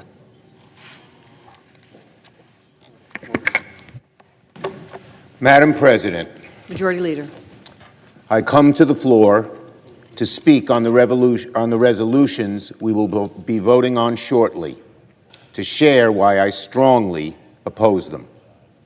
Israel is surrounded by enemies dedicated to its annihilation, from Hamas to Hezbollah to the Houthis to most threateningly of all, Iran. These threats, sadly, have been around for a long time and will persist for many years into the future. Israel needs to protect itself, not just today, but also tomorrow and next year and beyond. It has been a cornerstone of American policy to give Israel the resources it needs to defend against its enemies. We should not stray from that policy today.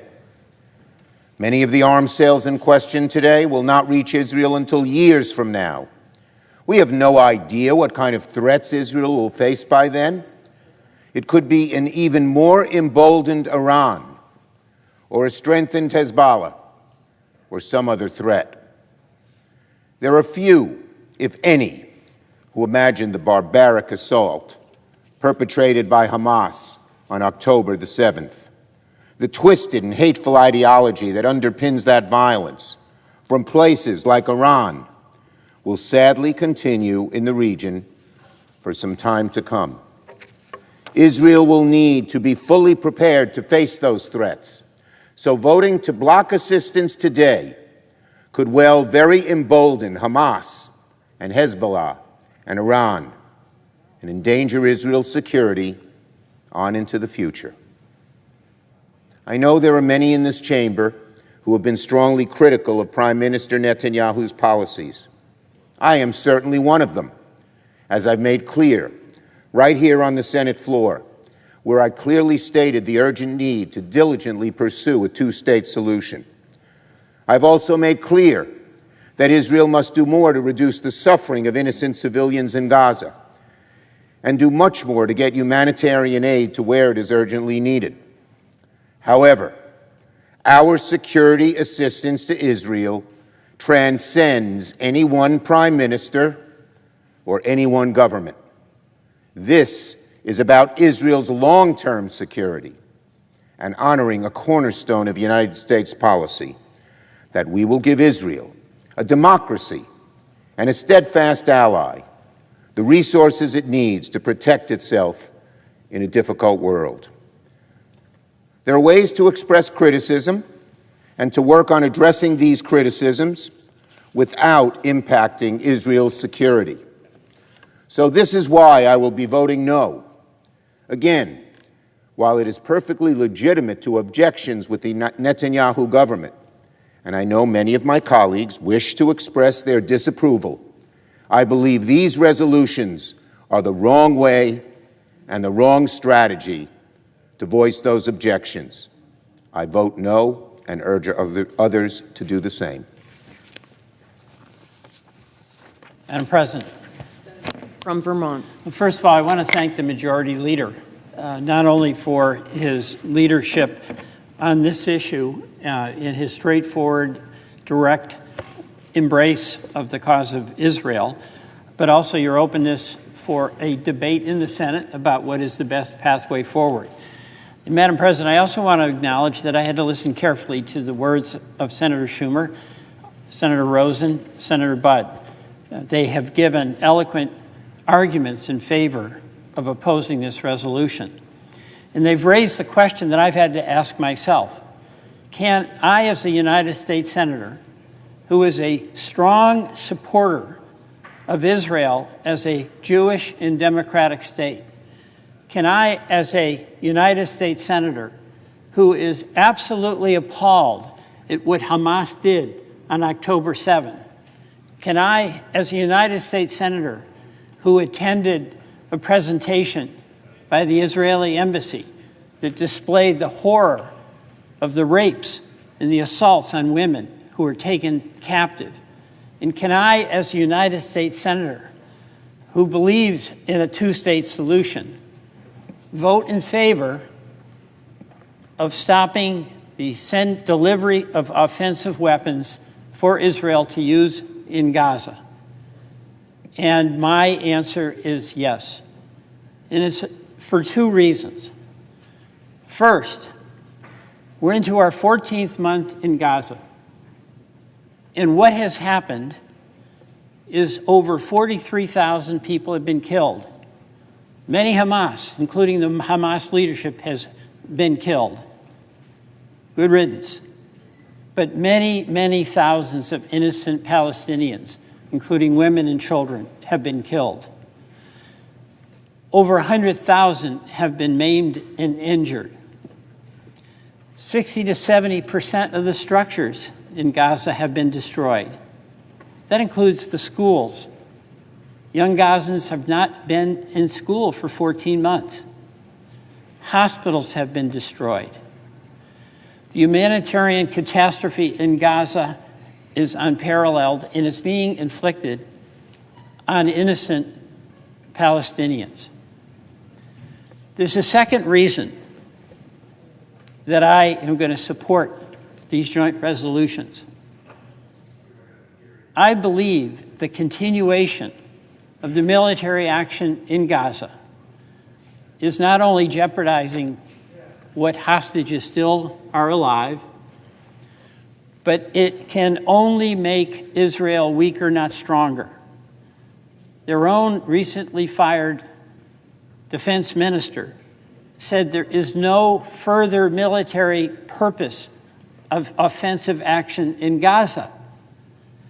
If there is no further reason for offensive military action in Gaza, why is there a need for the United States to be providing more offensive weapons for the Netanyahu government to be used in Gaza? That's the question we face. We talk about the signals that will be sent to Hamas, to Iran, to Israel. There's another reality that can't be escaped, and it isn't answered by inquiring as to what, quote, signals are being sent.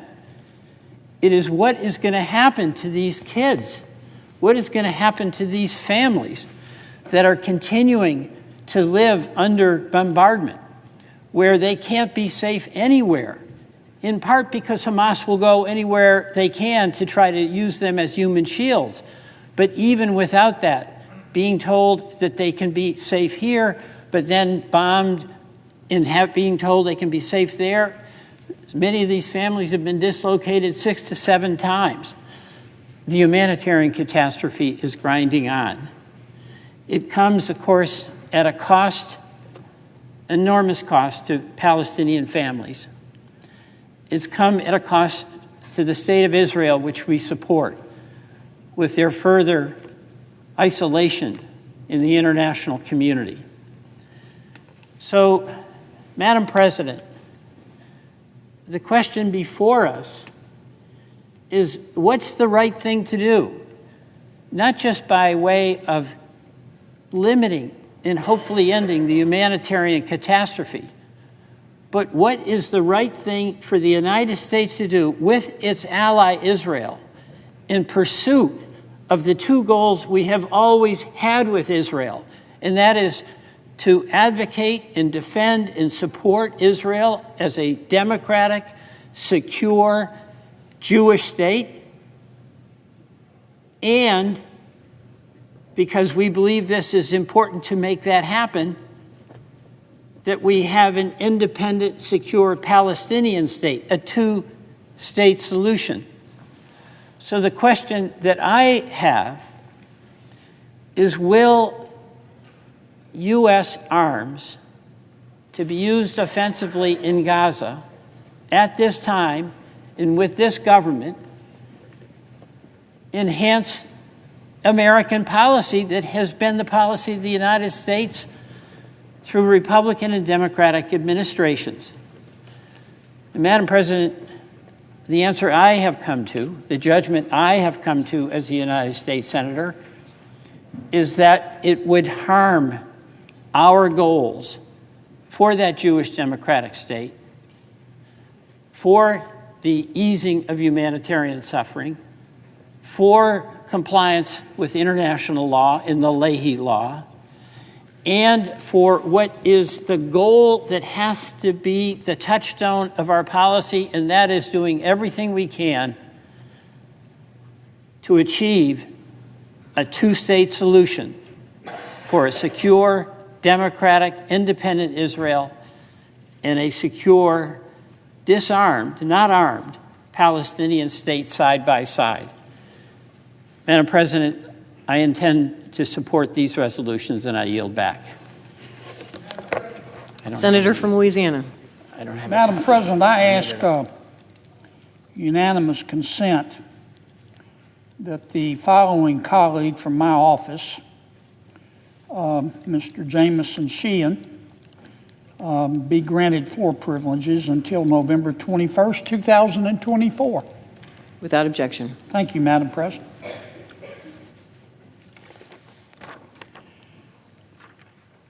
Madam President,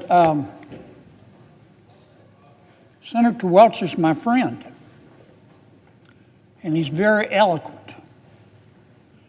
And I just listened to his eloquent remarks in support of Senator Sanders' resolution. And Senator Sanders is my friend.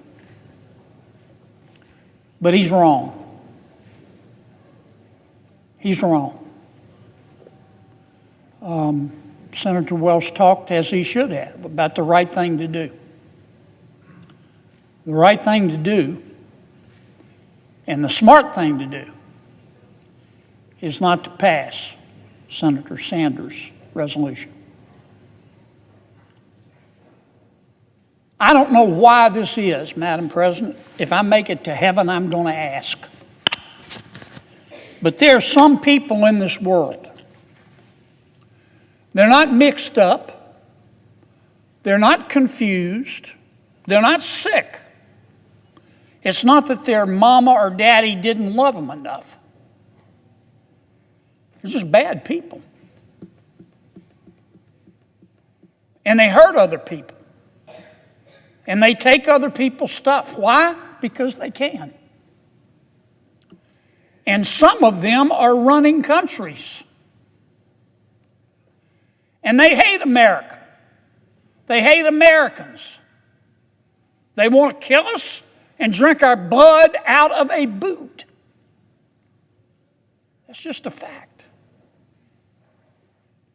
Now, you do not have to be Einstein's cousin to see what's going on in the world.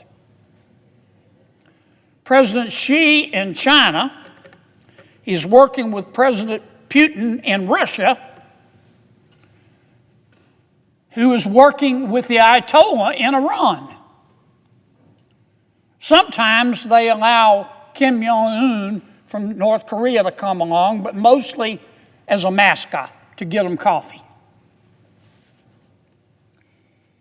President Xi's running the show, but that doesn't mean that President Putin in Russia, and especially the Ayatollah in Iran, are not right there by his side. And what is their objective? Their objective is to have Russia dominate Central and Eastern Europe. Their objective is to have China dominate the Indo-Pacific, about which I'll speak in a moment, and to have China dominate Sub-Saharan Africa, and to have China have the ability to roam free in South America. And their objective is to have Iran, the Ayatollah, dominate the Middle East, which is it has done until Israel decided to fight back, which it has done through Hamas and Hezbollah and the Houthi rebels. Now that's just a fact. And one of our best friends in the world, maybe on some days our only friend in the world, Israel. Patient people, principled people, but realistic people. They have decided to stand up to Iran. And in standing up to Iran, we're finding out very quickly they're also standing up to China and Russia. But I'll save that subject for another day. They have decided to stand up to Iran. They have beaten Hamas in Gaza. They're beating Hezbollah in Lebanon. They had to do it despite the obstacles thrown up against them every step of the way by President Biden and Vice President Harris. And if we support them, Israel will beat the Ayatollah in Iran. Israel will cause a regime change.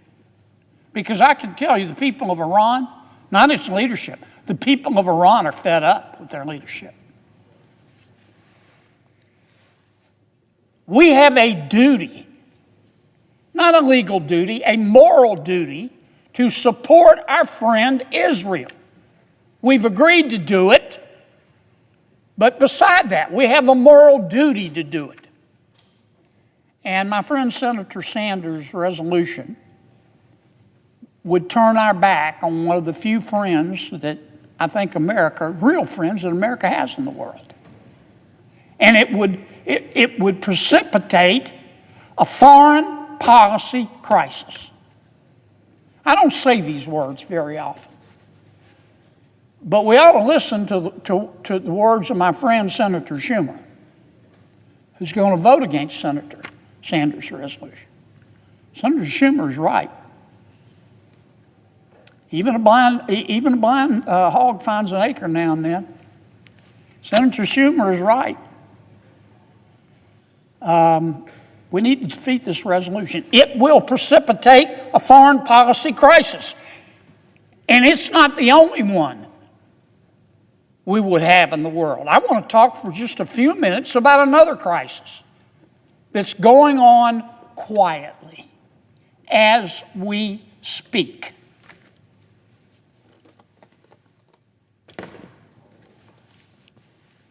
This is the Indian Ocean, Madam President, as you well know. One of the most important parts of the world. Here's China. Here's India. China's trying to dominate all of these sea lanes for military reasons and for commercial reasons. Here in the middle of the Indian Ocean is a group of islands called the Chagos Islands. You may not have heard of them. I hadn't before I was alerted to this crisis. America has a military base in the Chagos Islands. Chagos Islands, there are about 60 islands, 40 to 60 islands. One of the islands is called Diego Garcia. And we built a military base here. And it is not just any military base. It is an extraordinarily important military base. Our military base is one of the few in the world where our military can reload submarines. Hugely important. Our military base on Diego Garcia in the Chagos Islands houses a number of Navy ships. Our military base there houses long-range bombers that we use to carry out missions around the world. Now we in the United Kingdom, I'll explain why the UK is involved in a moment, we have to work hard every day to police our military base, not just the base itself, but the land, or rather the water surrounding it, because China knows how important this military base is to the security of the world. China is constantly sending craft trying to spy on our military base there. And we and the United Kingdom, again, I will mention in a second, explain in a second, the United Kingdom's relevance, are constantly having to patrol and fight off the espionage of China. In fact, China has breached the security of American military bases over 100 times in the last few years. They're very aggressive. Now, why am I talking about this military base? Because President Biden and Vice President Harris, as we're all working here, trying like a bunch of ants in a sugar bowl, trying to wrap up our work for the year, President Biden and Vice President Harris are giving away this military base. They're giving it away. The Chagos Islands is a territory of the United Kingdom. The United Kingdom gave America permission to build our military base here. Now, the Chagos Islands has a rich history. It has a relationship with another island in the Indian Ocean, Mauritius. And I mention that because to understand what's going on, you have to understand the relationship. Mauritius and the Chagos Islands used to be partners. The Chagos Islands were what is called a dependency of Mauritius. And Mauritius, many, many years ago, beginning in 1715, was a colony of France. And while Mauritius was a colony of France, Mauritius established a relationship with the Chagos Islands. And then, beginning in 1814, France said, look, we're going to cede Mauritius and now the Chagos Islands, where we have our military base, to the United Kingdom. And they did. Mauritius and the Chagos Islands, 250 years ago, they might have been close, but they're not today. They don't share the same culture. They don't speak the same language. They don't visit each other. In fact, many of the people from Chagos lived in the United Kingdom over here. But here's what President Biden is doing and Vice President Harris. They say we need to grant independence to the Chagos Islands, but not let the people of the Chagos Islands run their country. We need to give the Chagos Islands back to Mauritius. Why? I mean, no offense, but that's cell deep stupid. Why do Mauritius and the Chagos Islands don't have a relationship anymore, and we've got a military base here? I'll tell you why. The United Nations, and particularly the International Court of Justice, which has no jurisdiction over the United States of America and has no jurisdiction over the United Kingdom, which currently controls the Chagos Islands. They have scolded the United Kingdom. They said the United Kingdom is a colonizer. And the United Kingdom, the people of the United Kingdom are bad people. Now remember, this is coming from the United Nations. This is the same United Nations that has the following countries on its Human Rights Council: Somalia, Iraq, Venezuela, China. That's who thinks we ought to get rid of this military base. Okay, I mean, this is not some act of justice here. But in any event, the United Nations is saying, United Kingdom, you bad people, give the Chagos Islands back. But not let the Chagos Islands be free. They want to give the Chagos Islands back to Mauritius. And President Biden could stop it. And so could Vice President Harris. But they're for it.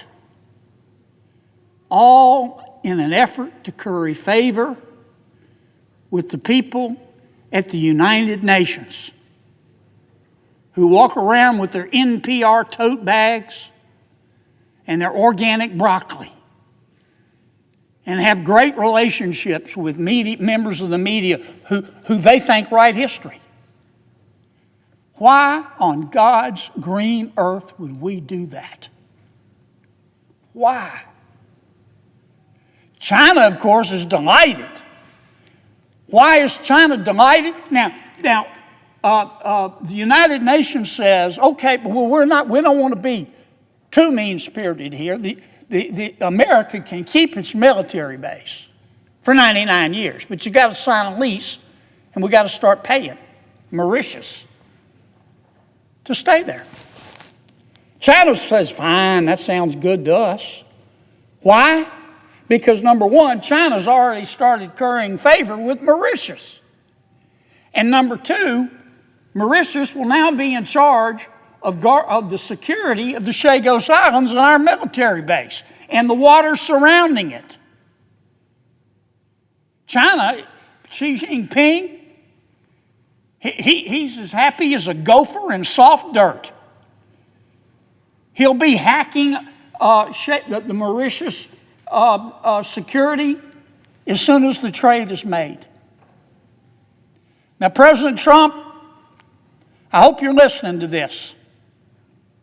My good friend Senator Rubio, soon to be Secretary of State, I hope you're listening to what I'm talking about. What we're debating today is important. I don't mean to say that. And I'm not kidding you. I'm not going to bubble wrap it. If Senator Sanders' resolution passes, it will precipitate a foreign policy crisis. But this foreign policy crisis is being perpetrated or prosecuted right now, and it's another foreign policy crisis, and it's going on, all because President Biden. All because President Biden and Vice President Harris want to appease the United Nations and China.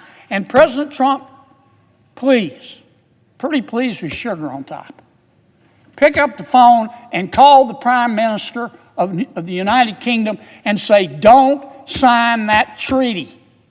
Don't give away the Chagos Islands.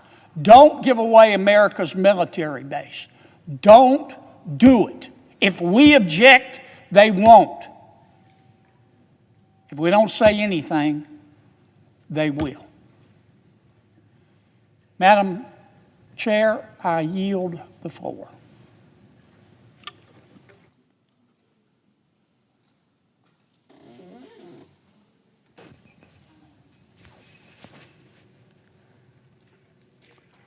Madam President. Senator from Maryland. Madam President, over the past year, we have used our voices and influence to press for the protection of civilians in Gaza, for access to vital humanitarian assistance, to bring home the hostages, and to end this conflict. We all know that it's our responsibility to do more, Israel's responsibility to do more, and the international community's responsibility to do more to protect innocent victims. But even as we work to address the humanitarian crisis in Gaza, we must be clear about our commitment to our long-standing bipartisan commitment to the State of Israel.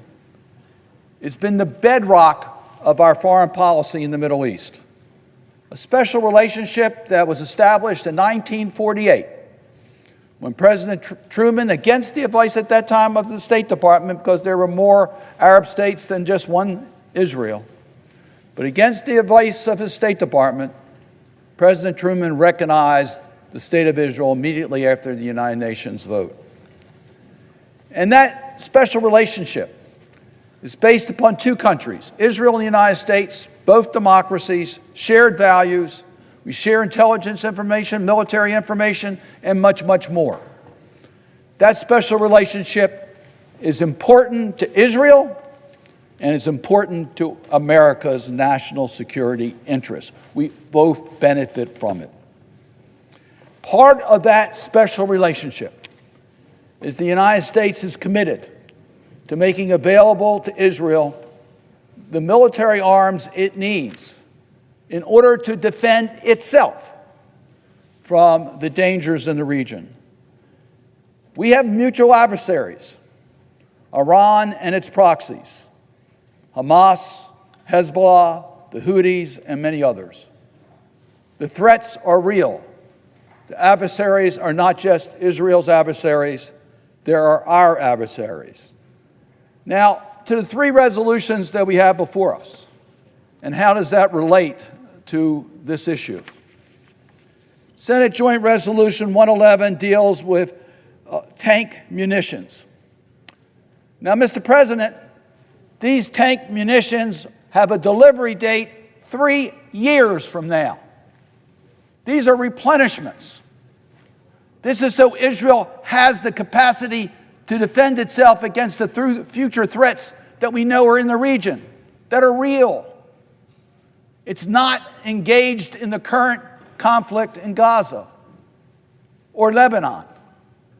It's for Israel's ability to defend itself against the threats that are real in the region.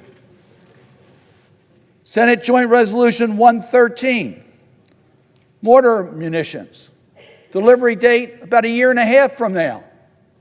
Again, it's for the replenishment of their supplies.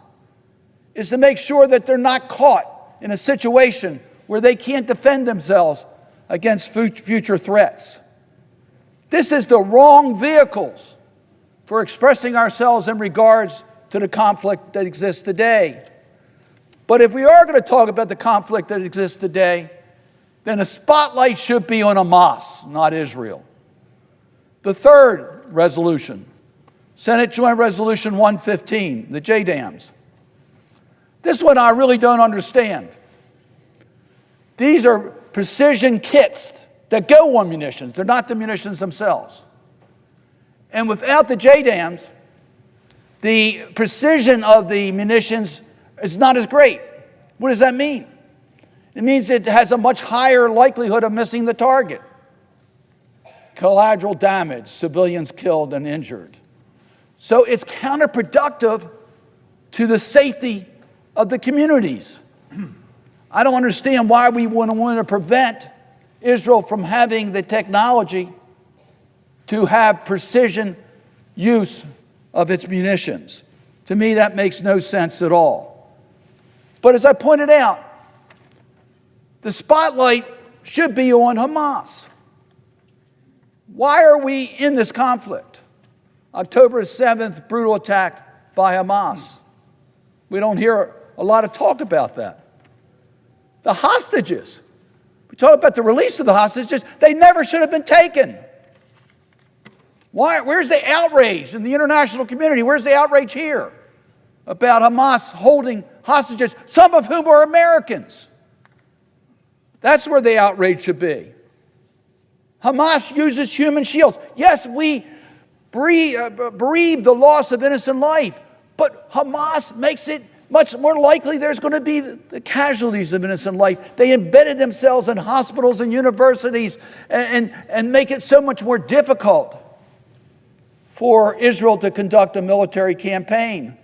Why isn't the focus on the terrorists? And then there's humanitarian assistance. We've heard from our own State Department people, as recently as today, that the challenges for humanitarian assistance is made so much more difficult because of Hamas using it as a weapon to deny its own people humanitarian help, making it extremely difficult for the deliveries to take place. So, Mr. President, I am somewhat confused. I don't understand these resolutions as furthering the cause for which the sponsor has indicated. The sponsor says that he disagrees that blocking these offensive arms sales will only embolden terrorist organizations such as Hamas and Hezbollah, as well as their sponsors in Iran. But if the U.S. Senate fails to provide the support to Israel now, what else would our adversaries believe? This would be a sign of weakness in our resolve to fight the terrorism in the region. It would be a gift to Iran. And let me talk about the cost. You hear a lot about taxpayer costs. Canceling these contracts, they have cancellation clauses. This will cost the taxpayers money, not save the taxpayers money. But I want to talk lastly about the timing of this. And I want to talk about, let me quote from the message we received from the Biden administration. These resolutions are particularly untimely and counterproductive as we are working to secure a ceasefire in Lebanon. U.S. officials are in Beirut now working to finalize this deal, a deal that is only possible because of the military pressure Hezbollah is under. Disapproving arms purchases for Israel at this moment would jeopardize those talks and put wind in the sails of Iran, Hezbollah, and Hamas at the worst possible moment. Mr. President, these resolutions should be defeated. As the administration has said, we urge you to oppose the JRDs, which will prolong the wars, not shorten them, put Israel at risk, and inject wind in the sails of Iran and its proxies, just as they're facing an historic low point and looking for a deal. I urge my colleagues to reject all three of these resolutions. Let us continue to work together for peace in the Middle East.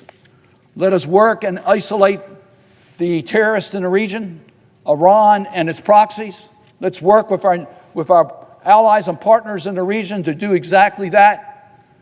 Let's not make the matter worse by calling into question our commitment to make sure Israel has what it needs to defend itself against the future threats that are in that region. I yield the floor.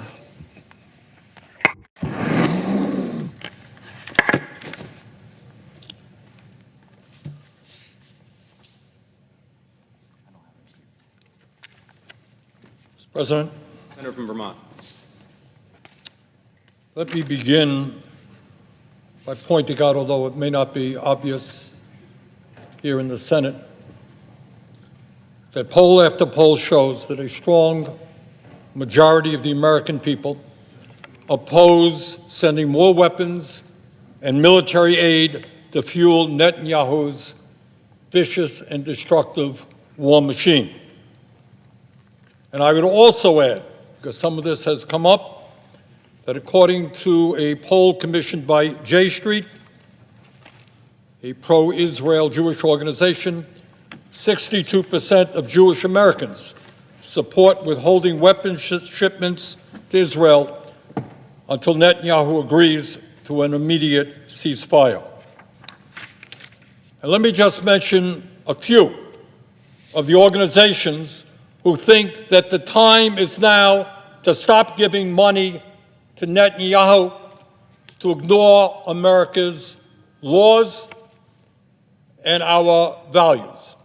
Some of the major trade unions in America, the SEIU, the United Auto Workers, United Electrical Workers, Amnesty International, the Arab American Institute, the Association of U.S. Catholic Priests, the Friends Committee on National Legislation, Oxfam America, the Episcopal Church, the United Church of Christ, the United Methodist Church, General Board of Church and Society, the American Baptist Churches USA,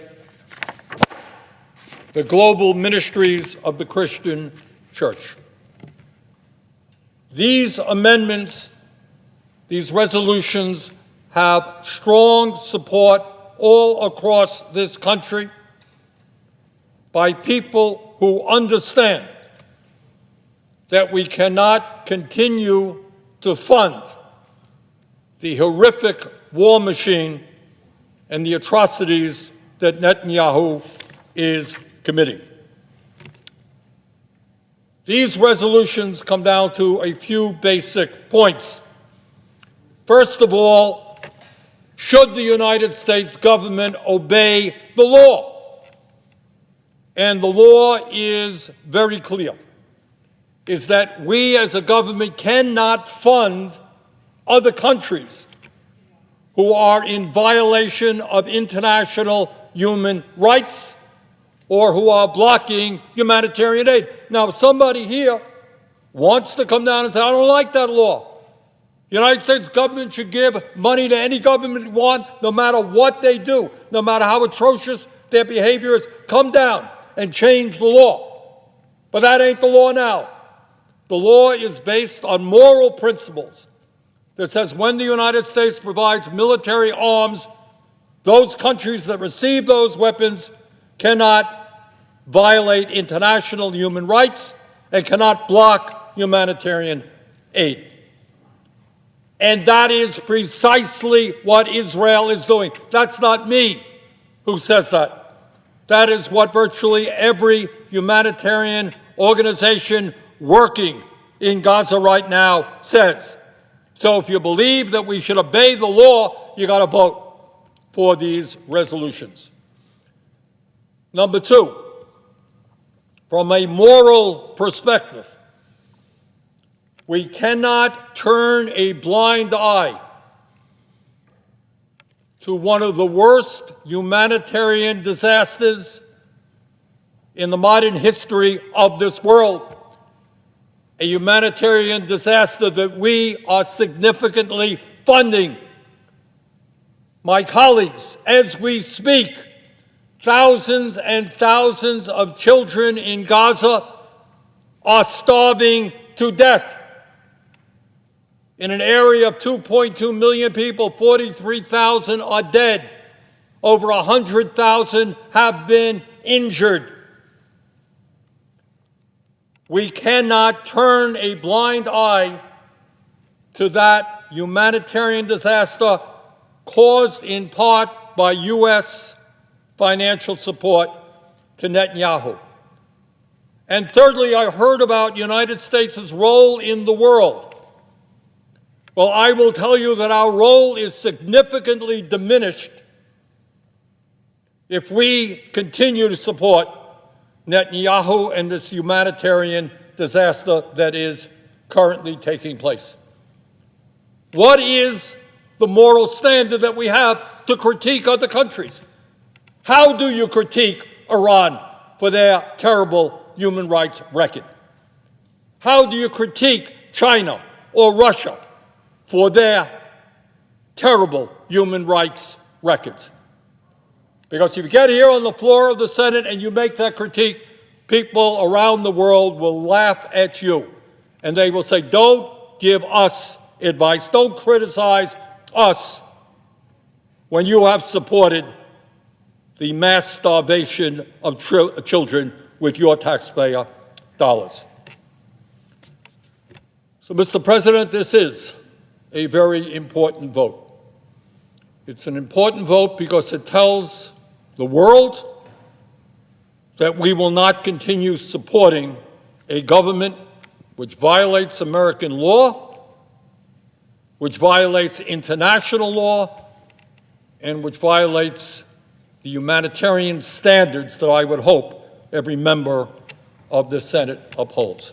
And with that, Mr. President, I would yield the floor.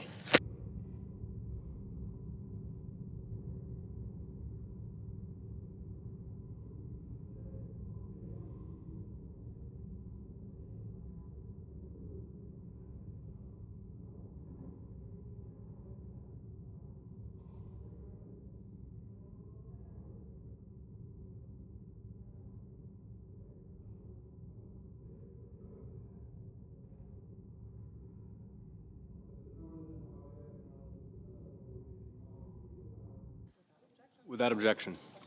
Questions on the motion to discharge? Is there a sufficient second? There appears to be.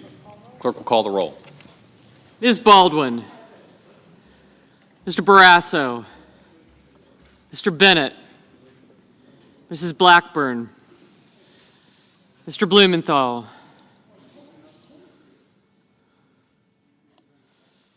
Mr. Booker. Mr. Bozeman. Mr. Braun. Thank you. Mrs. Britt. Mr. Brown. Mr. Budd. Ms. Butler. Ms. Cantwell. Mrs. Capito. Mr. Cardin. Mr. Carper. Mr. Casey. Mr. Cassidy. Ms. Collins, Mr. Coons, Mr. Cornyn, Ms. Cortez Masto, Mr. Cotton, Mr. Kramer, Mr. Crapo, Mr. Cruz, Mr. Daines, Ms. Duckworth, Mr. Durbin, Ms. Ernst, Mr. Fetterman, Mrs. Fisher, Mrs. Gillibrand, Mr. Graham, Mr. Grassley, Mr. Haggerty, Ms. Hassan, Mr. Hawley, Mr. Heinrich, Mr. Helmy, Mr. Hickenlooper, Ms. Hirono, Mr. Hoven, Mrs. Hyde-Smith, Mr. Johnson, Mr. Kane, Mr. Kelly, Mr. Kennedy, Mr. King, Ms. Klobuchar, Mr. Langford, Mr. Lee, Mr. Lujan, Ms. Lummis, Mr. Manchin, Mr. Markey, Mr. Marshall, Mr. McConnell, Mr. Merkley, Mr. Moran, Mr. Mullen, Ms. Murkowski, Mr. Murphy, Mrs. Murray, Mr. Ossoff, Mr. Padilla, Mr. Paul, Mr. Peters, Mr. Reed,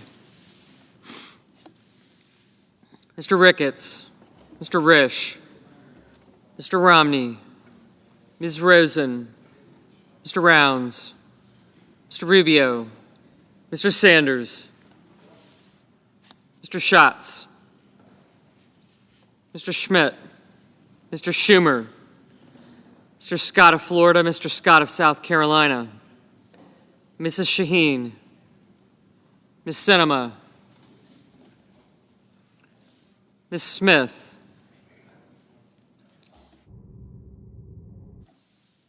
Ms. Stabenow, Mr. Sullivan,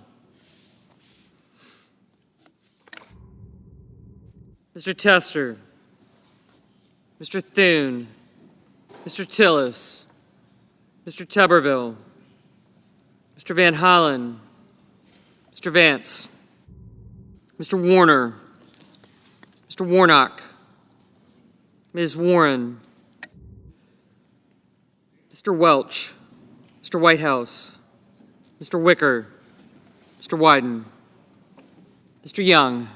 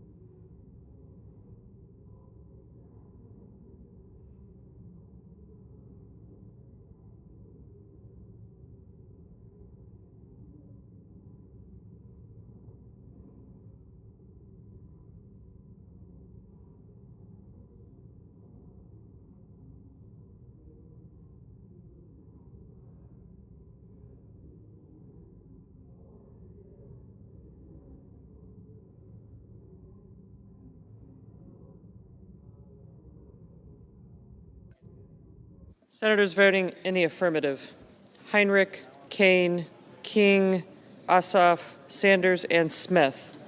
Senators voting in the negative: Barrasso, Blumenthal, Booker, Butler, Capito, Cornyn, Crapo, Hassan, Klobuchar, Langford, Rubio, Tester, and Thune. Mr. Johnson, no. Mr. Scott of Florida, no. Ms. Collins, no. Ms. Ernst, no. Thanks.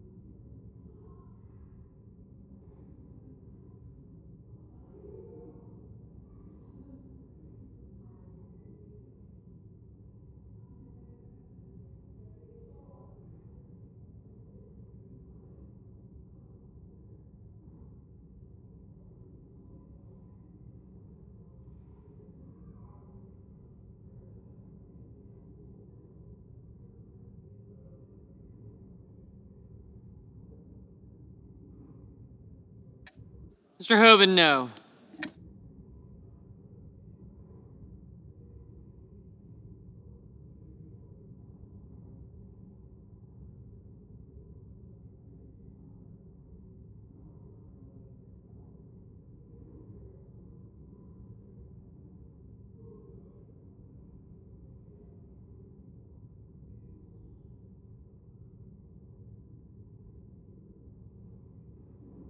Mr. Marshall, no.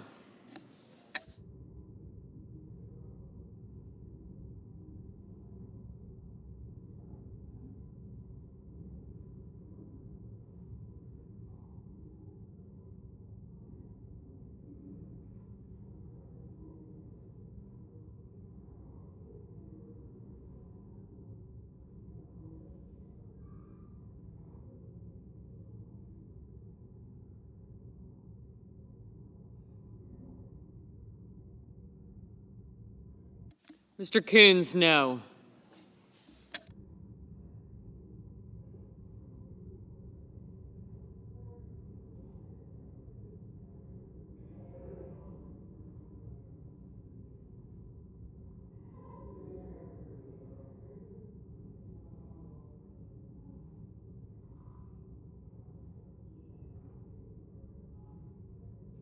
Mr. Schatz, aye. Ms. Rosen, no.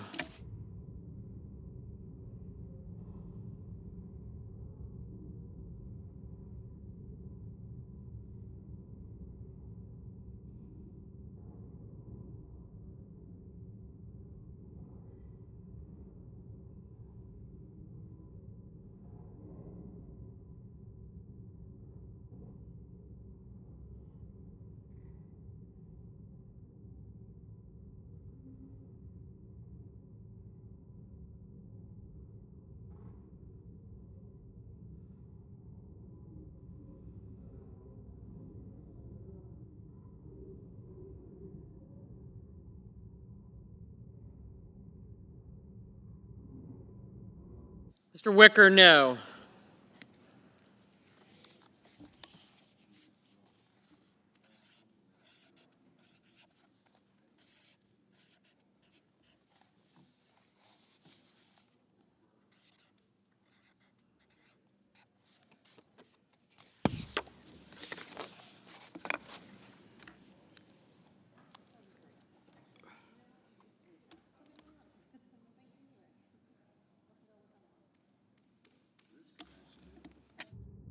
Mr. Padilla. Mr. Padilla, no.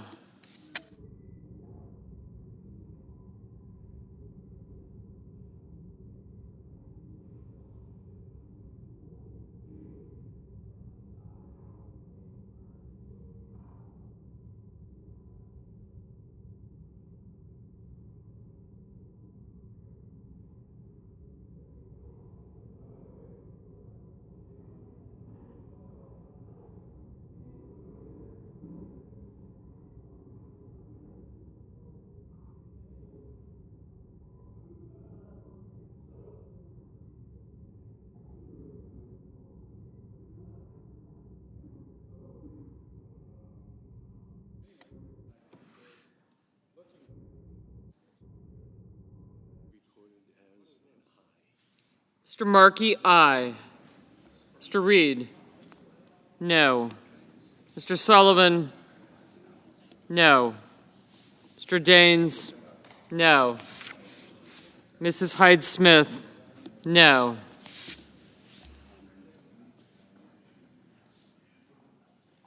Mr. Paul? No. Ms. Sinema? No.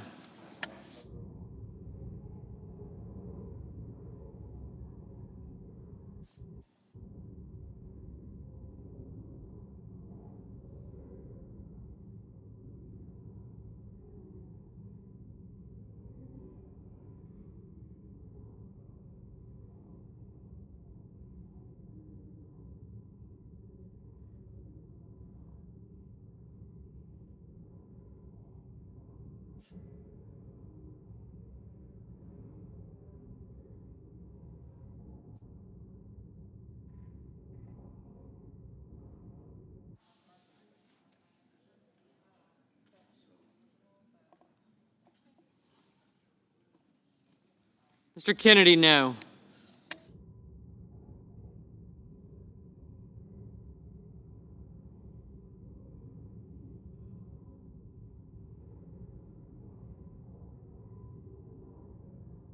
Ms. Cantwell? No.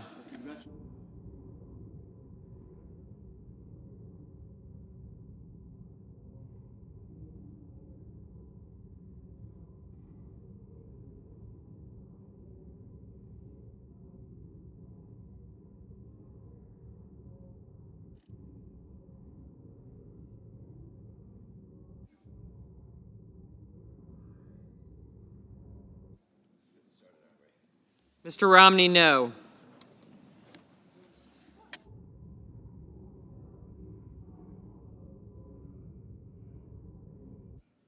Mr. Hickenlooper, no.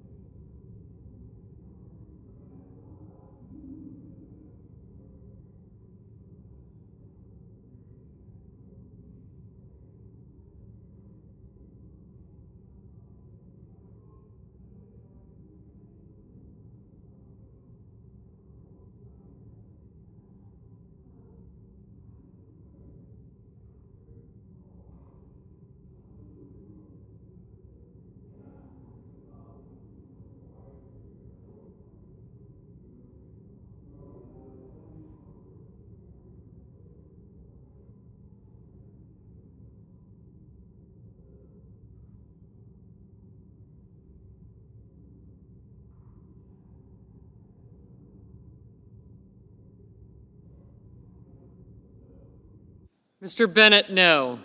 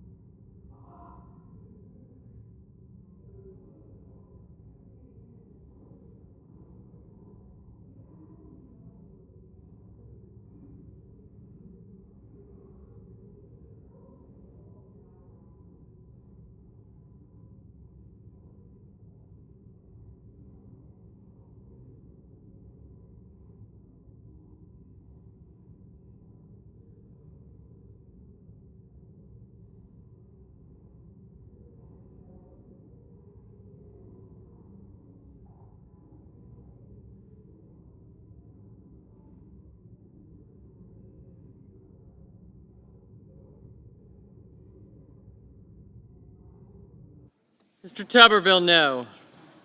Ms. Lummis? No.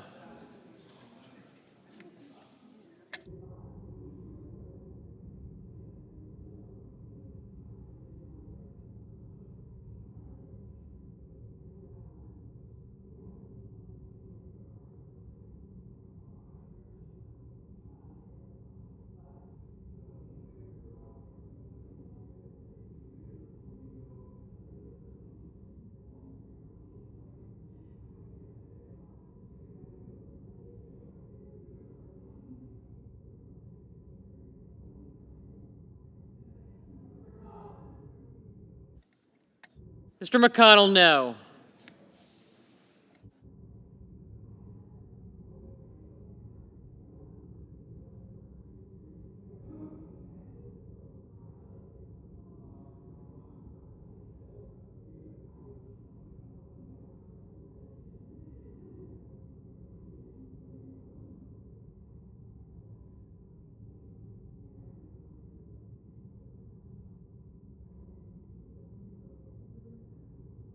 Mr. Rounds, no.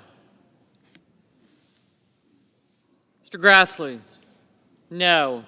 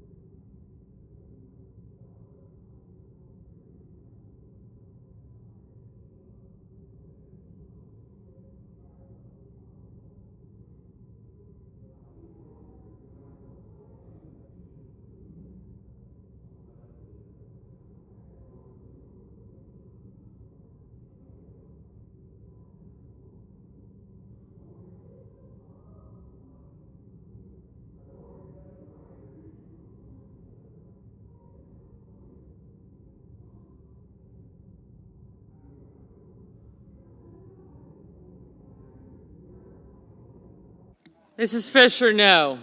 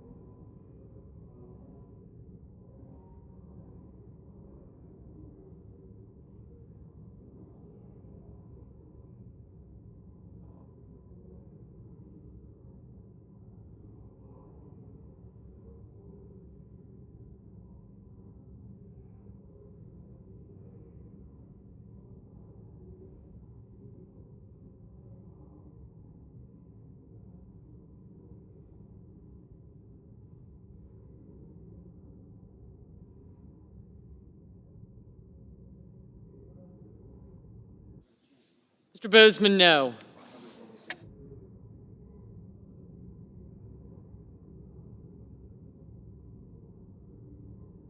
Mr. Mullen, no.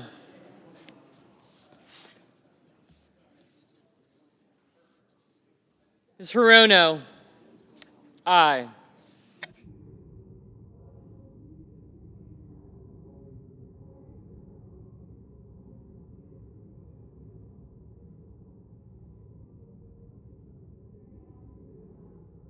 Mrs. Blackburn, no.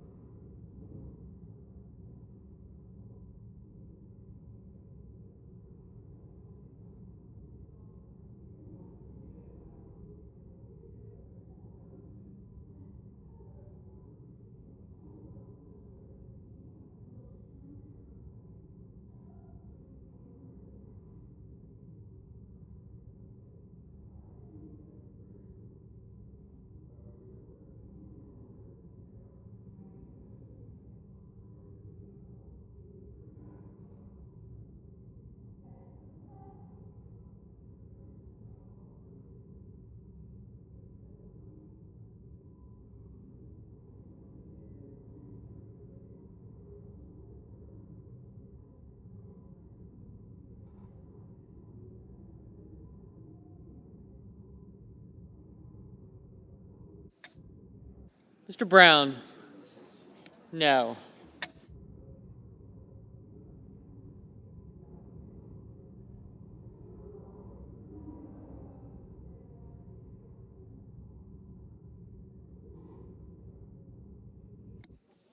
Mr. Cardin? No.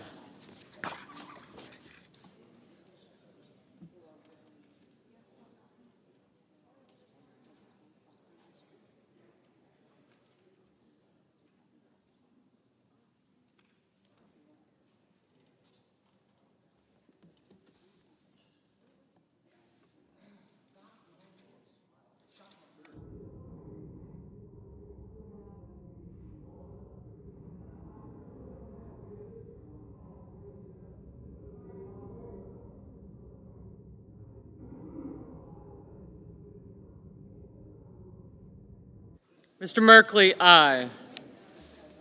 Mr. Ricketts, no.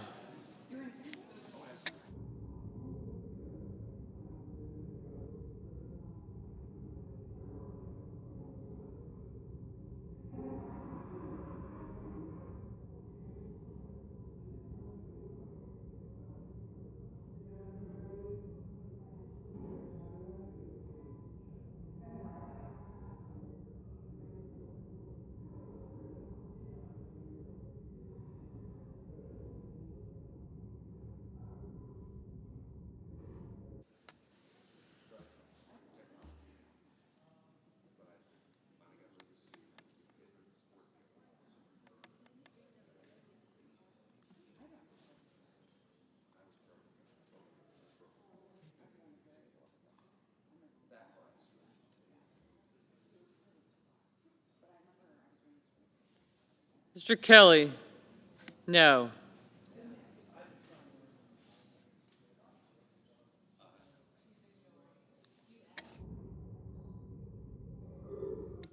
Mr. Fetterman, no.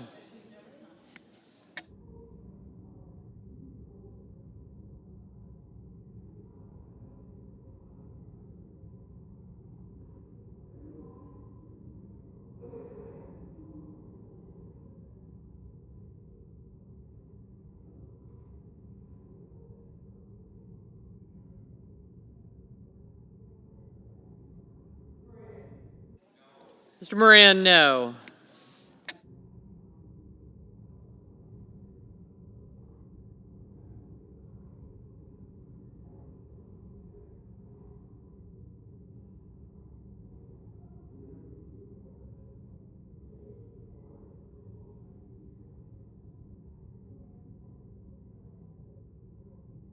Oop. Ms. Warren, aye.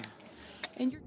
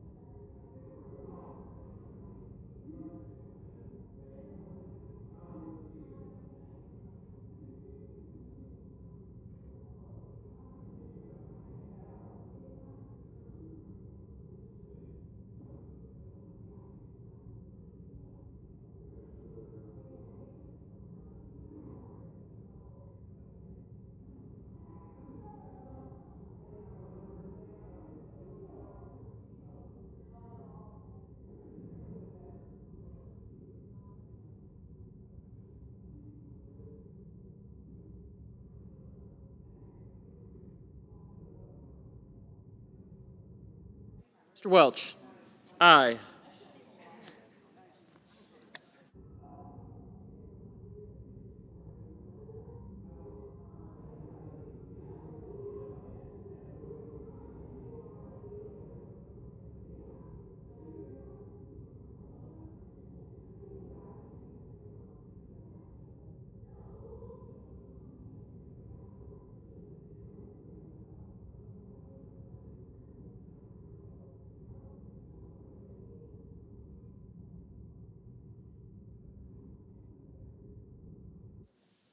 Mr. Schmidt, no.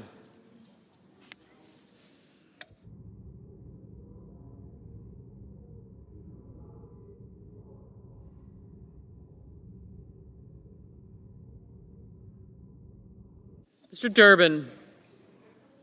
Aye.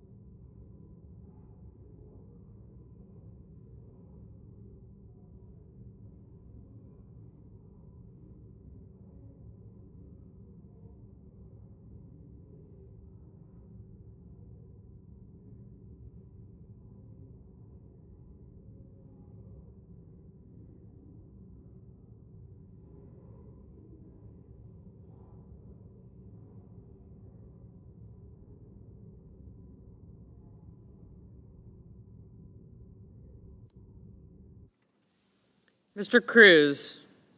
No.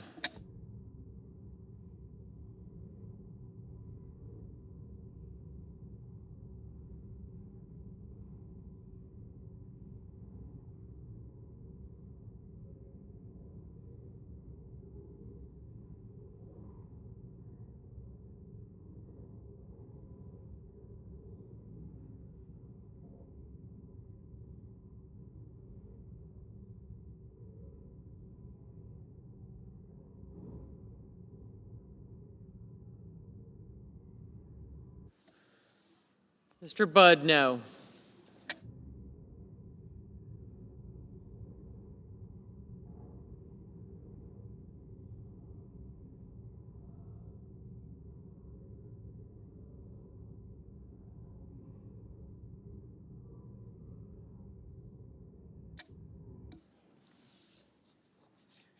Mr. Van Hollen? Aye. Ms. Duckworth? No.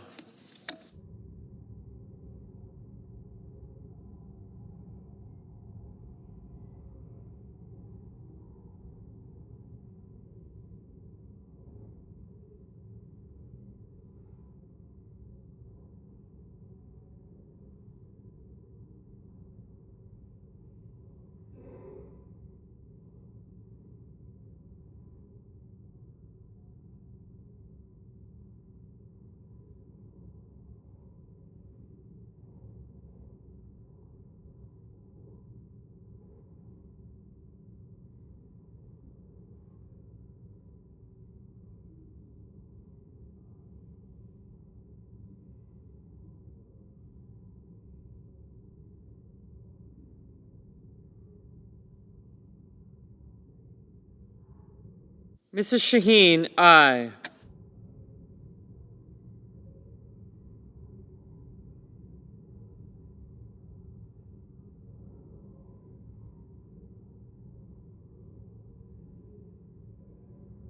Ms. Murkowski? No.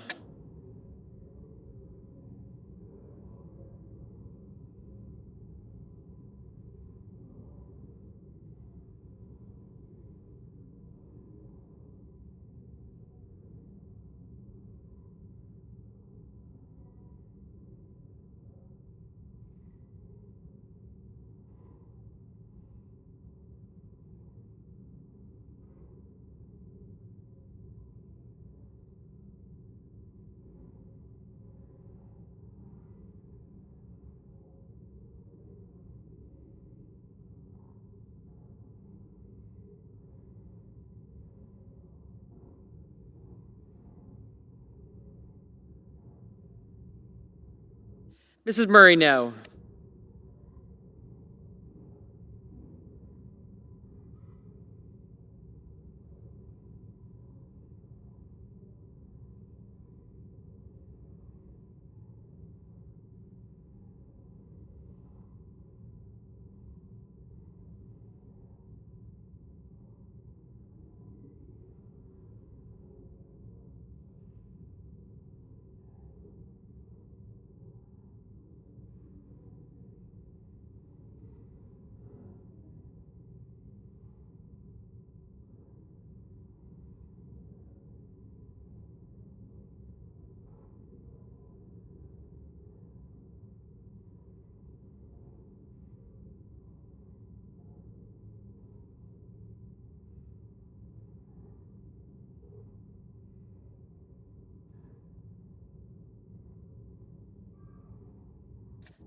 Mr. Whitehouse, no.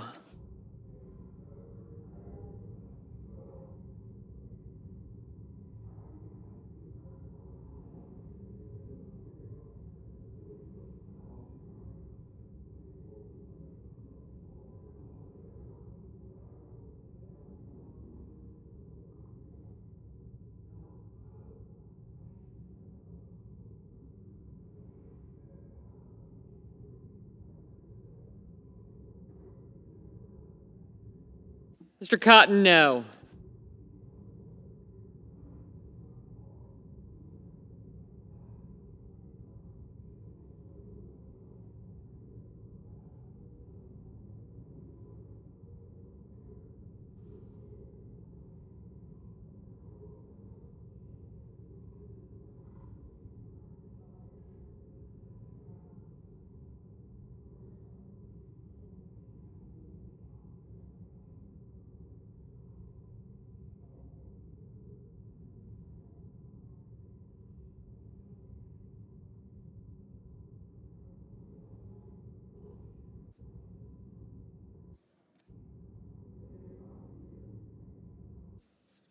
Mr. Risch, no. Mr. Graham, no.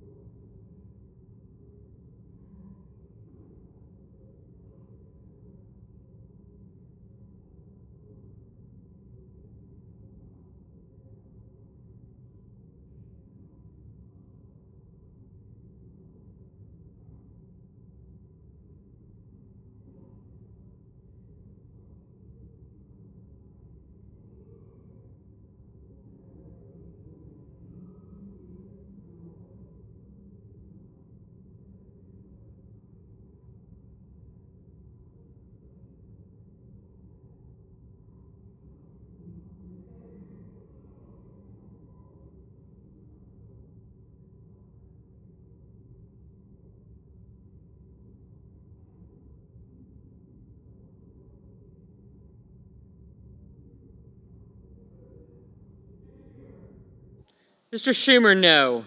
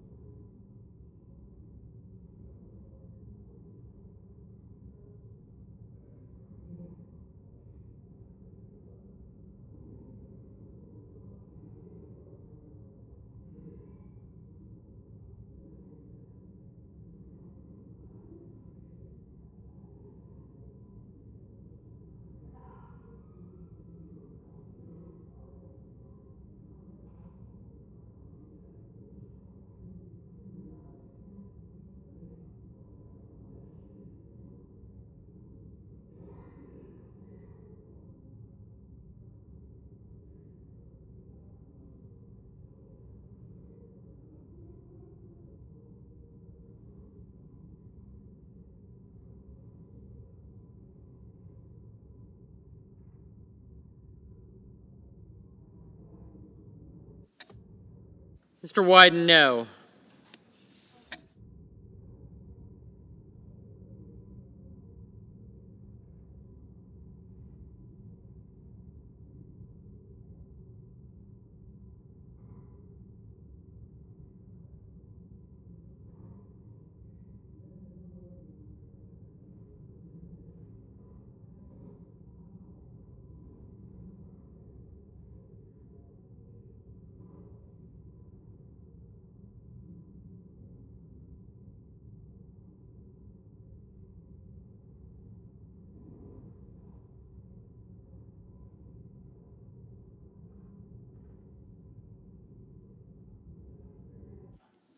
Mr. Lujan, aye. Mr. Warnock. Aye.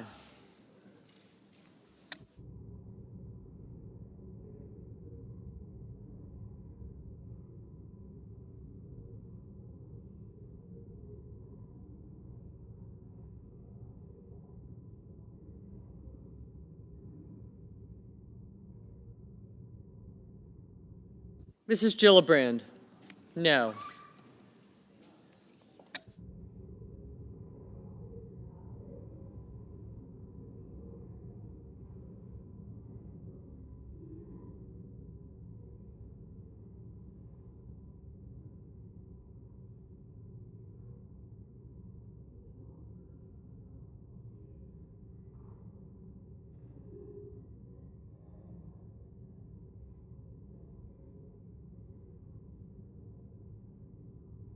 Mr. Helmy, no.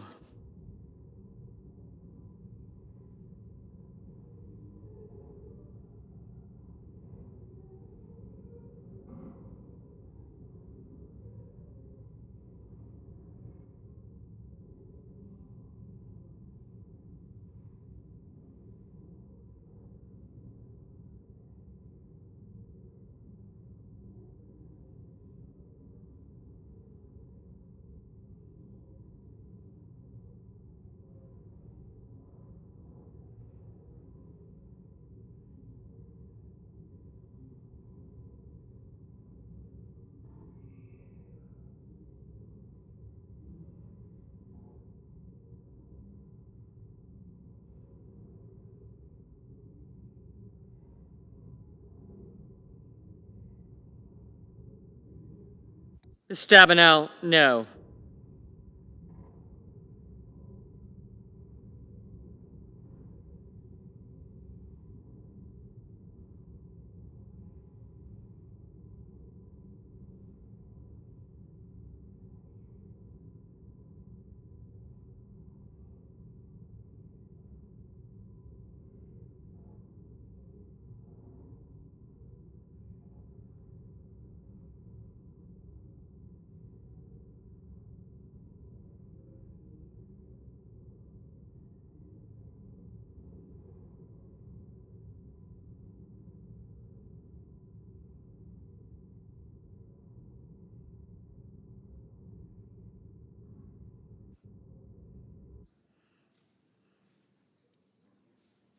Mr. Casey, no.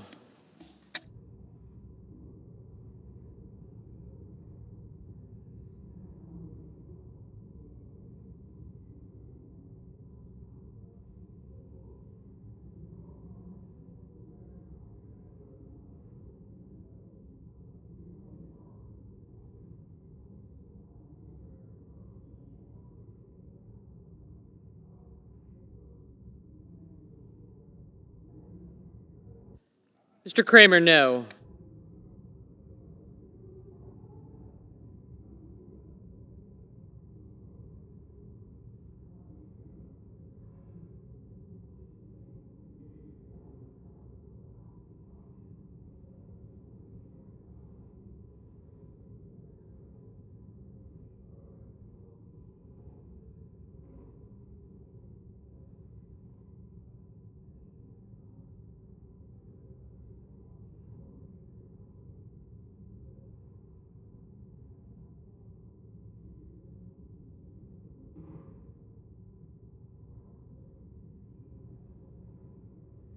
Ms. Cortez Masto, no.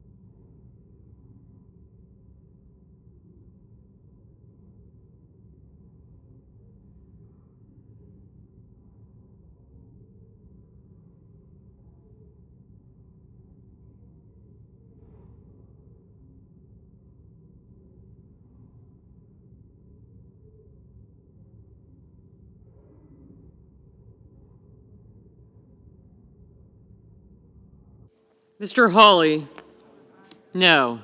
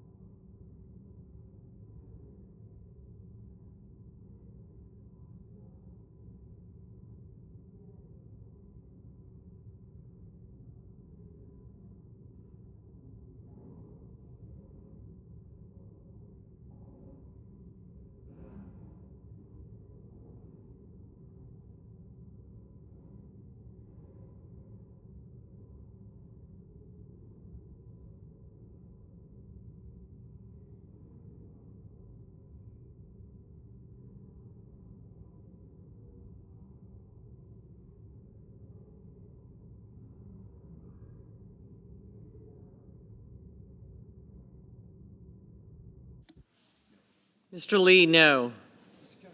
Mr. Cassidy, no.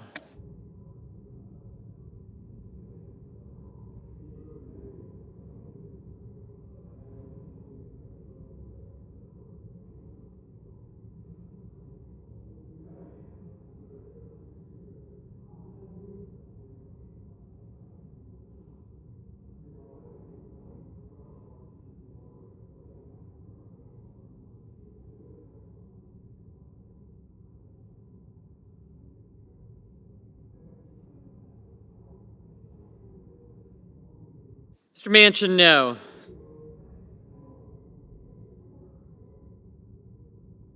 Mr. Tillis, no.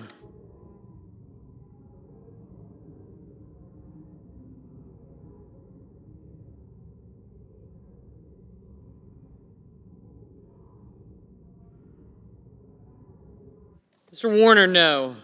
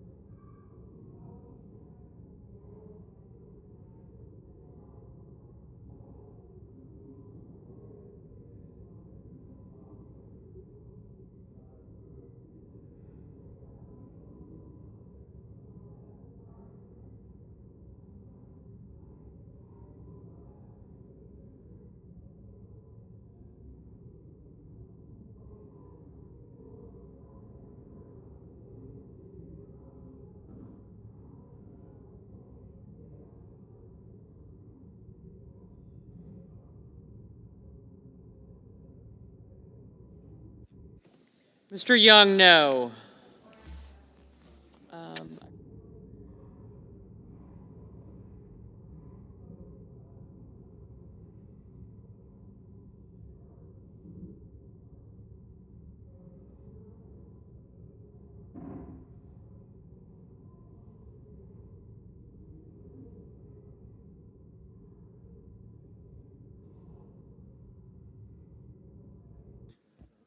Mrs. Brett, no.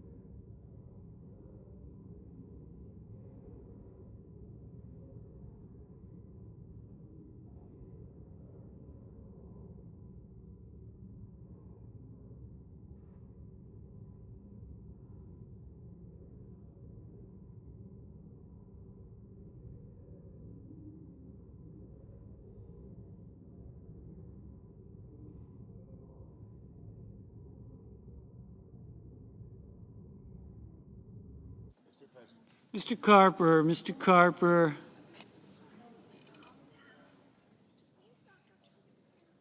Aye. Mr. Murphy. Aye.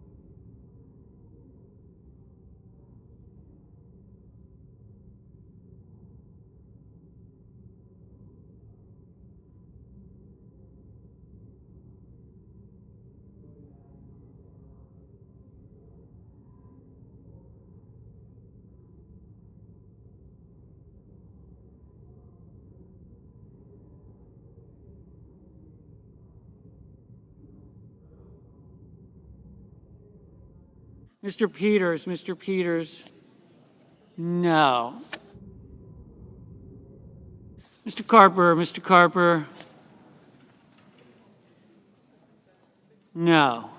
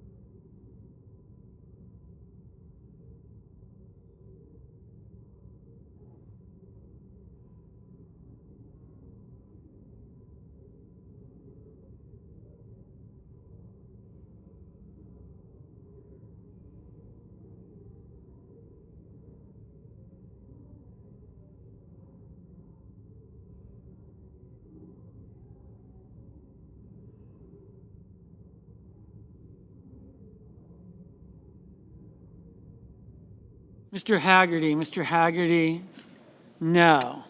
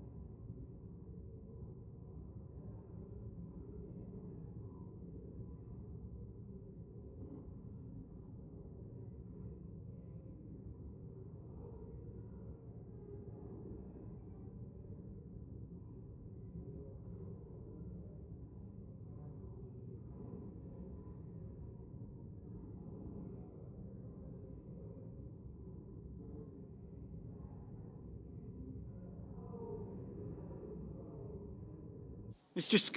Scott of South Carolina, no.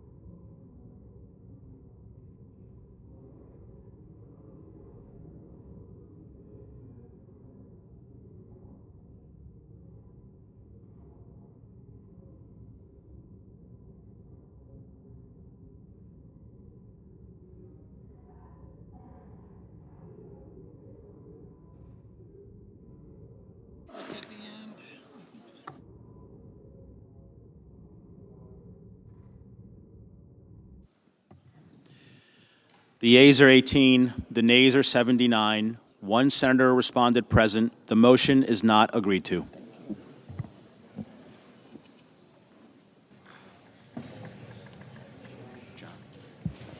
Mr. President.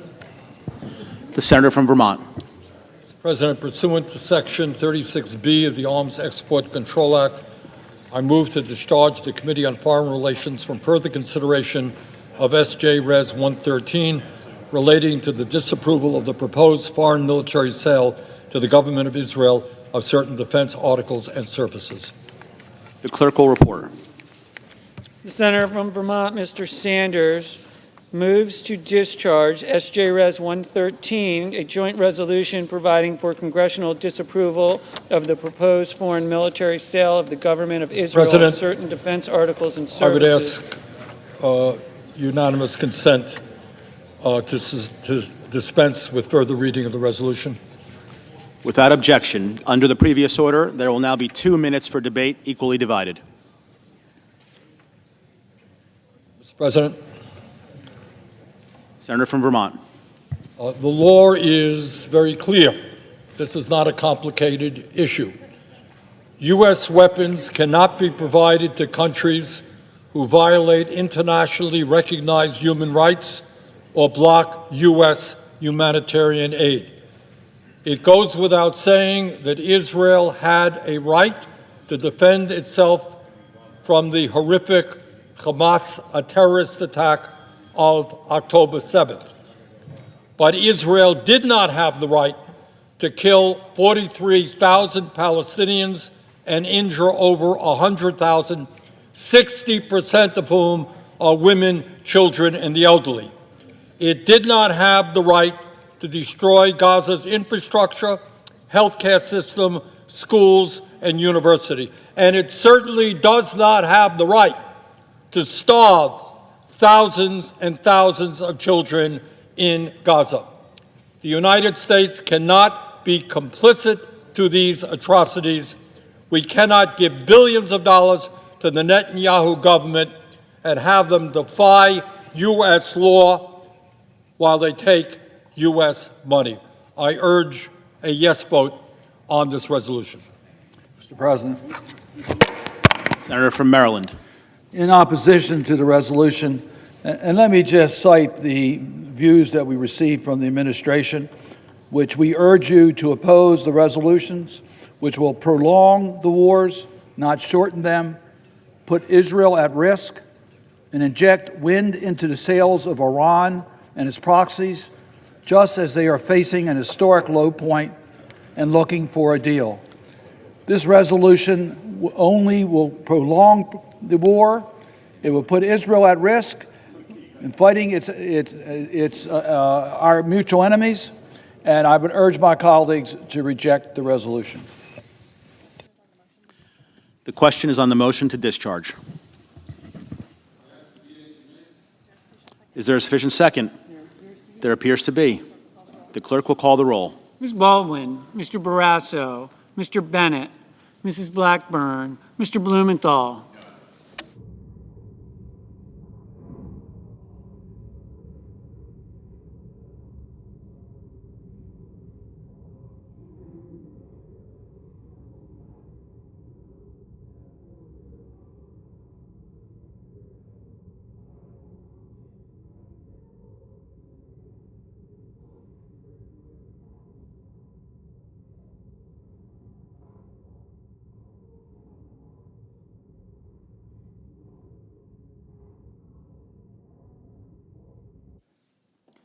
Mr. Booker, Mr. Bozeman.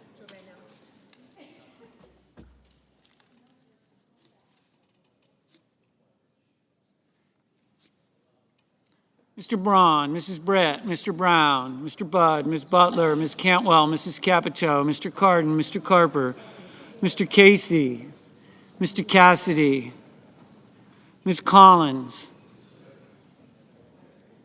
Mr. Coons, Mr. Cornyn, Ms. Cortez Masto, Mr. Cotton,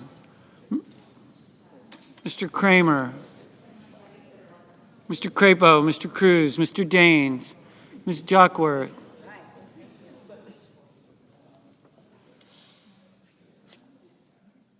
Mr. Durbin, Ms. Ernst, Mr. Fetterman, Mrs. Fisher, Mrs. Gillibrand, Mr. Graham, Mr. Grassley, Mr. Haggerty, Ms. Hassan, Mr. Hawley, Mr. Heinrich,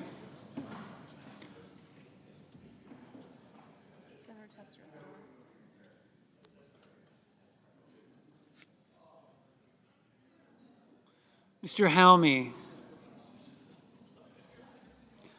Mr. Hickenlooper,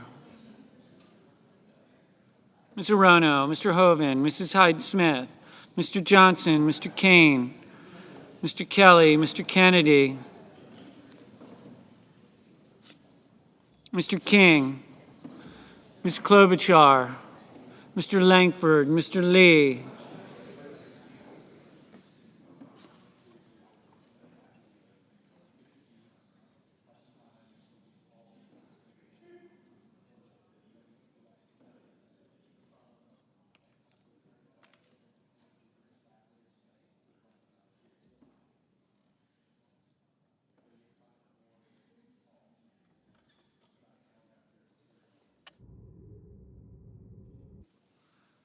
Mr. Lujan, Ms. Lummis, Mr. Manchin, Mr. Markey, Mr. Marshall, Mr. McConnell, Mr. Merkley,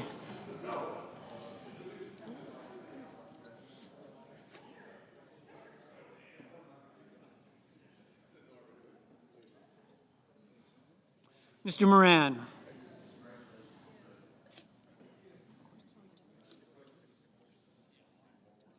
Mr. Mullen, Mr. Murkowski, Mr. Murphy, Mrs. Murray, Mr. Ossoff, Mr. Padilla, Mr. Paul, Mr. Peters, Mr. Reed, Mr. Ricketts, Mr. Risch, Mr. Romney, Ms. Rosen,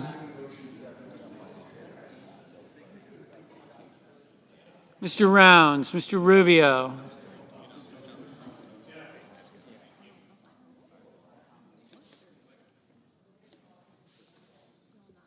Mr. Sanders, Mr. Schatz, Mr. Schmidt, Mr. Schumer, Mr. Scott of Florida, Mr. Scott of South Carolina, Mrs. Shaheen, Ms. Sinema, Ms. Smith, Ms. Stabenow,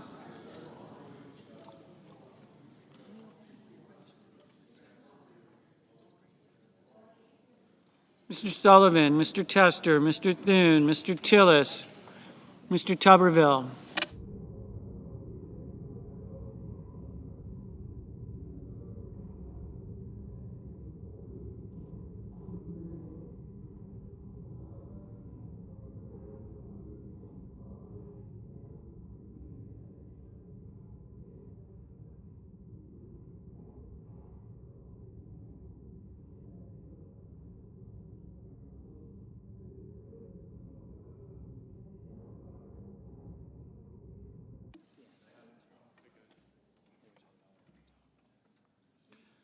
Mrs. Shaheen, Ms. Sinema, Ms. Smith,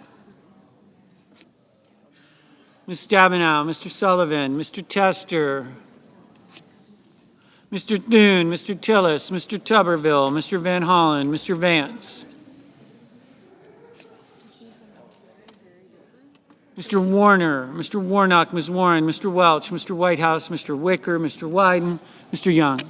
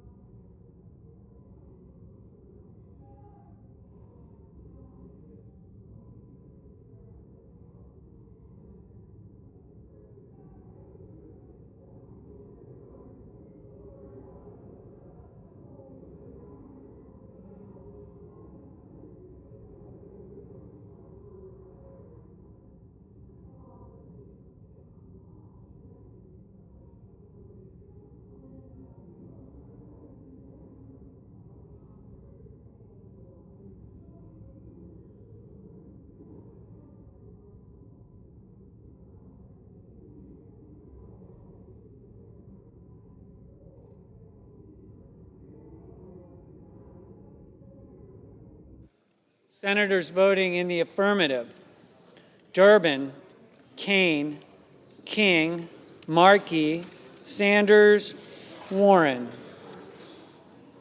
Senators voting in the negative: Blumenthal, Britt, Cardin, Cassidy, Cotton, Kramer, Ernst, Gillibrand, Graham, Grassley, Haggerty, Hawley, Kelly, Lee, Padilla, Hall, Reed, Risch, Rubio, Scott of South Carolina, Tester, Tuberville, Whitehouse, Wicker, Young.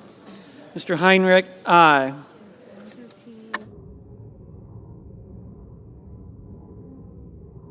Mr. Bennett, no.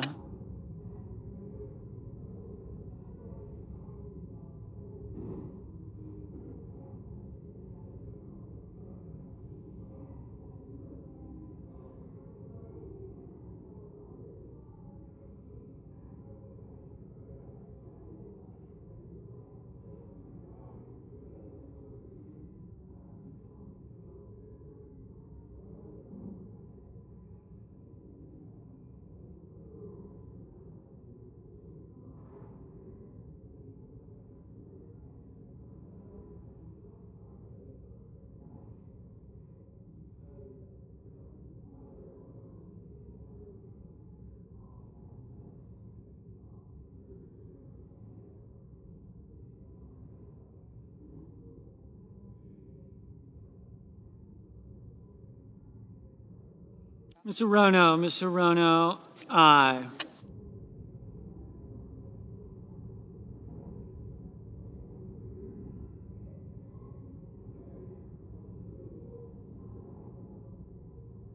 Mr. Van Hollen, aye. Mr. Cruz, no. Mr. Schumer, no. Mr. Cornyn, no.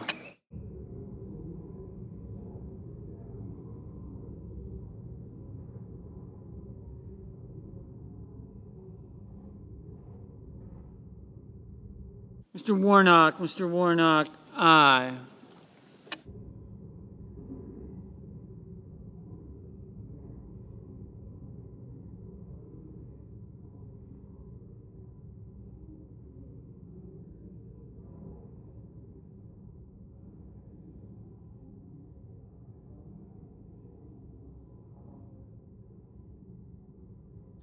Ms. Duckworth, no.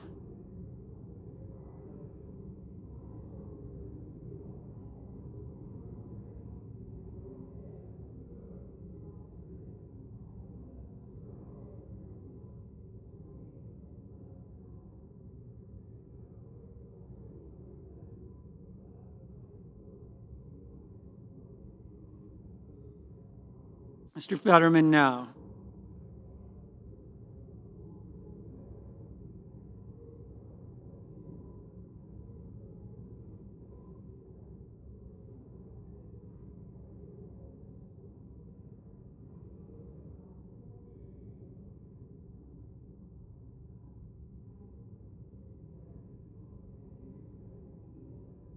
Mr. Ricketts, no.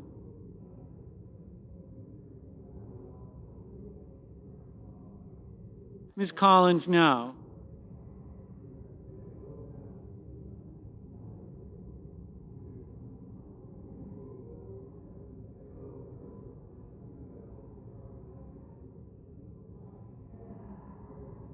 Mr. Bozeman, no.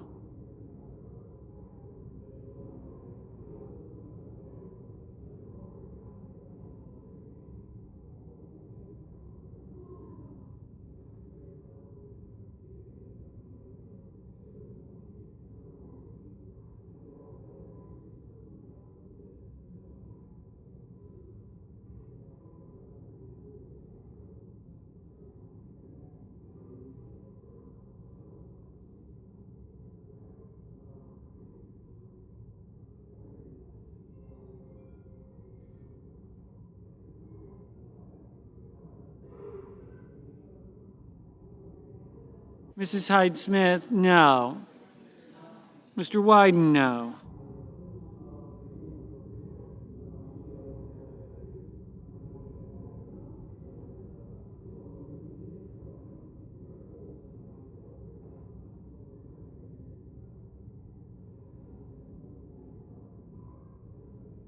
Ms. Cantwell, no. Mr. Schatz, aye. Mr. Hoven, no.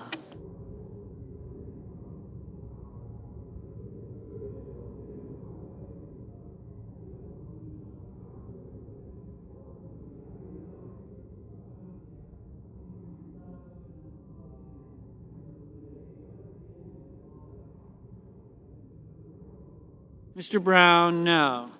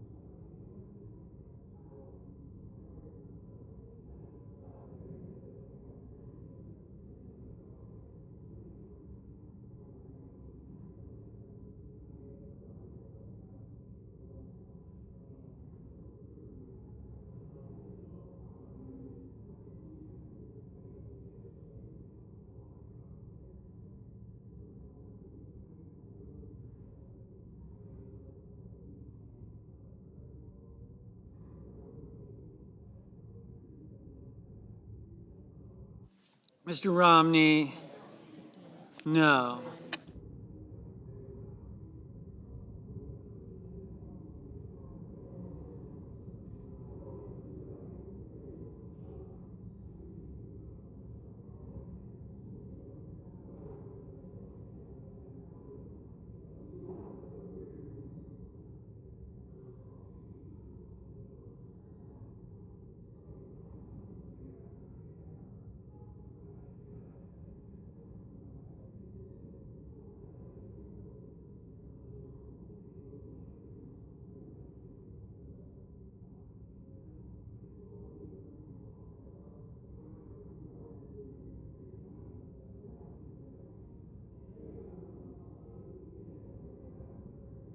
Ms. Smith, Ms. Smith.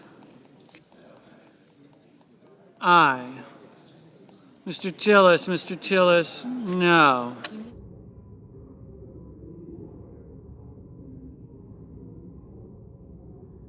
Mr. Mullen, no.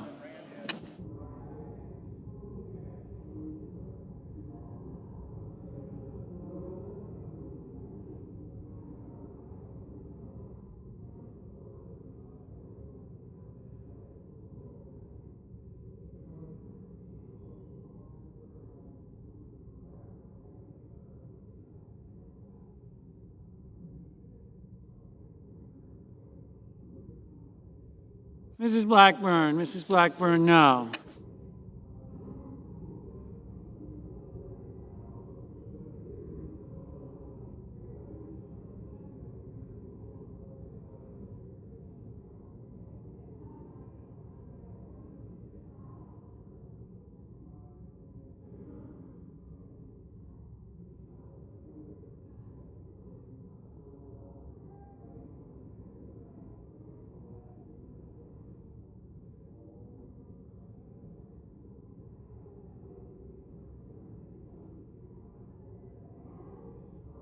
Mrs. Fisher, no. Mr. Merkley, aye.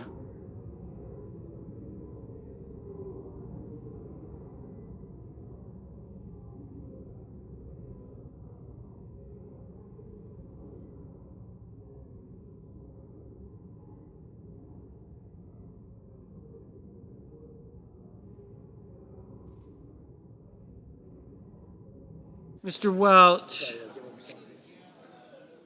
aye.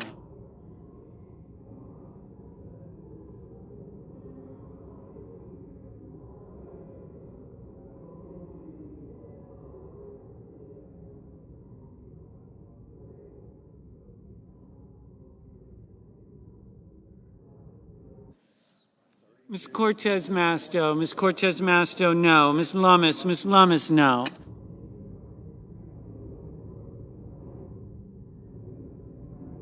Ms. Klobuchar, no.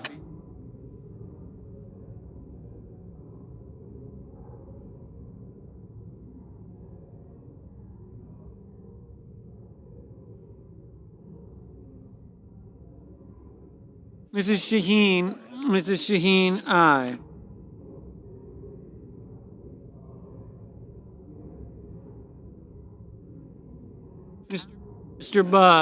Mr. Budd, no. Mr. Barrasso, no.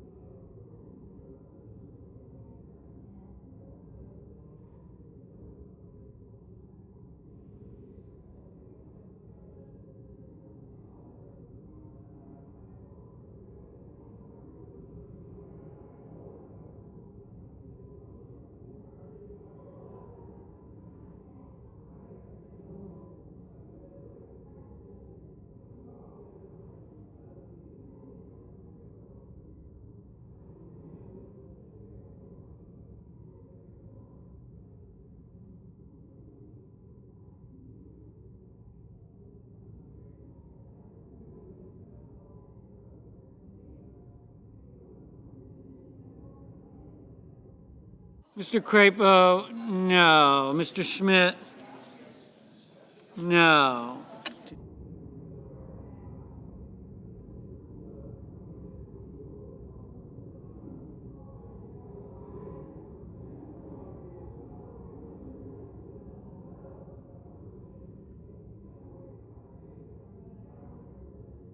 Mr. Murphy, aye.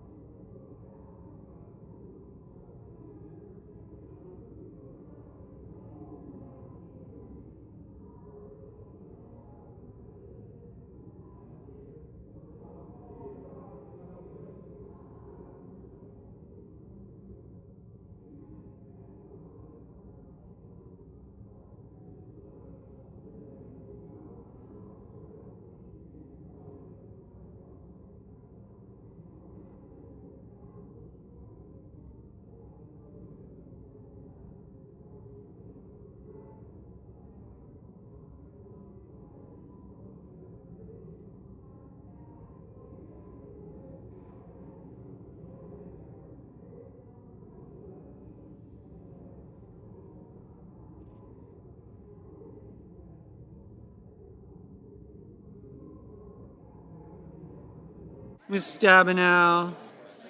No. Ms. Rosen, aye.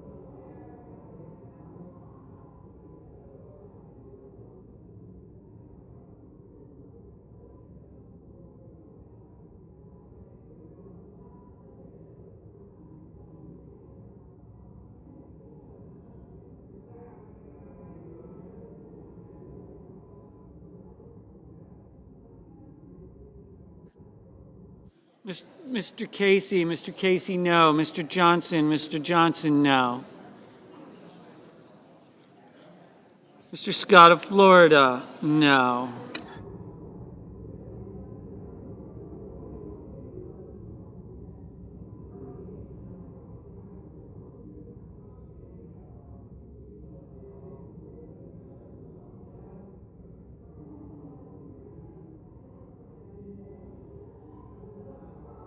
Ms. Murkowski, no.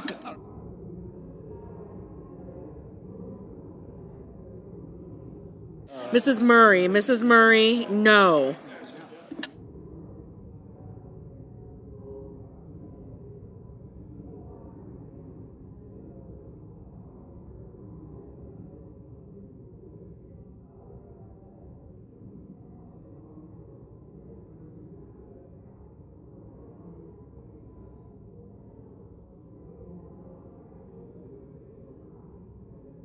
Ms. Rosen, no.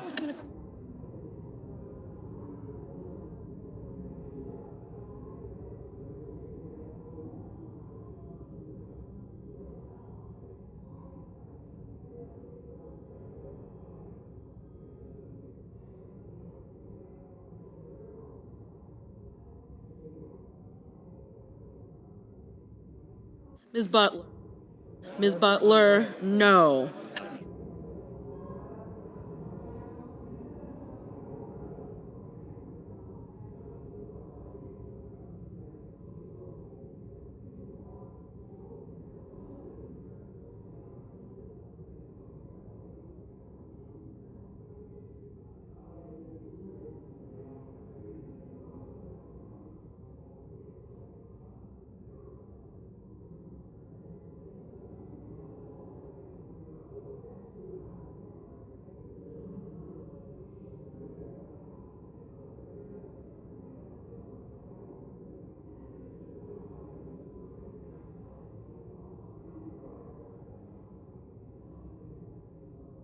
Mr.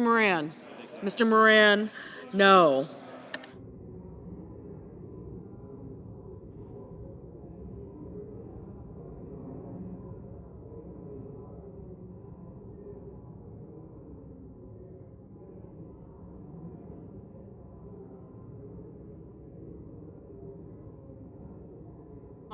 Mr.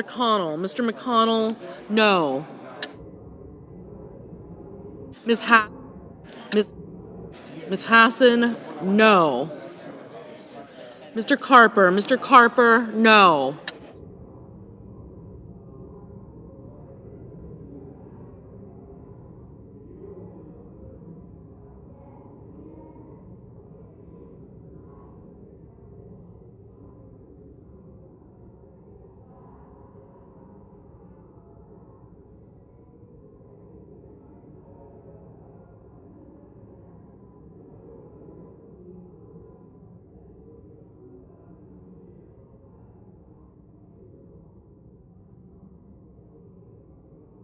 Mr. Lujan, aye.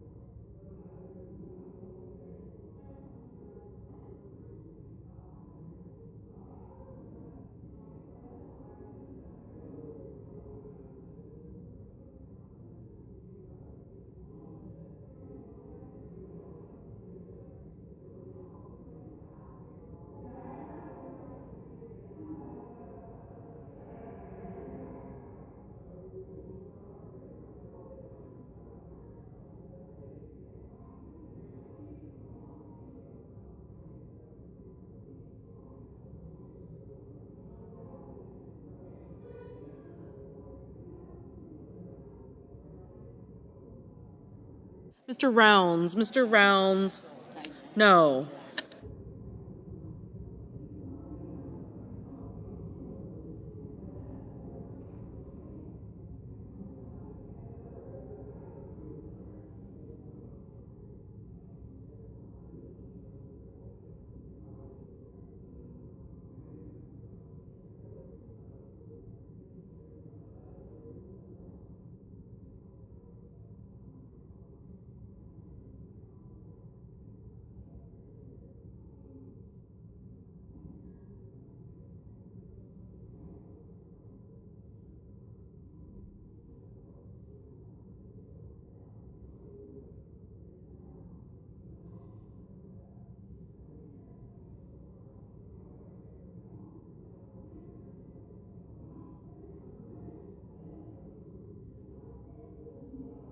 Ms. Cinema. Ms. Cinema, no.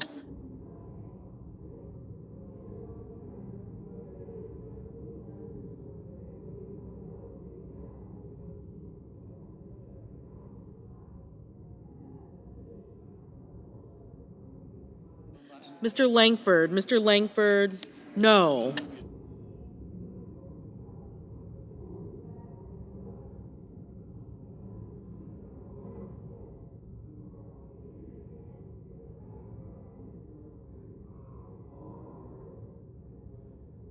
Mr. Peters. Mr. Peters, no.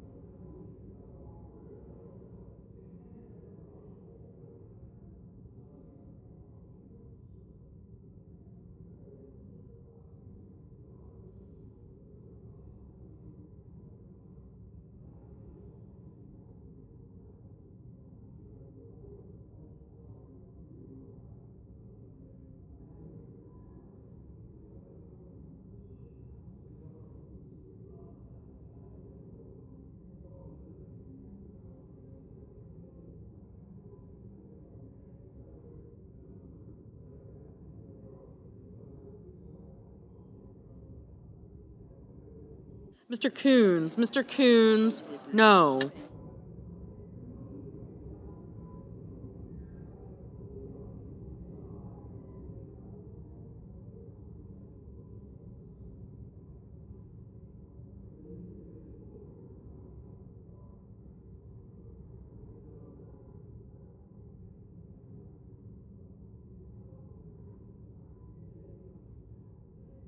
Mr. Daines. Mr. Daines, no.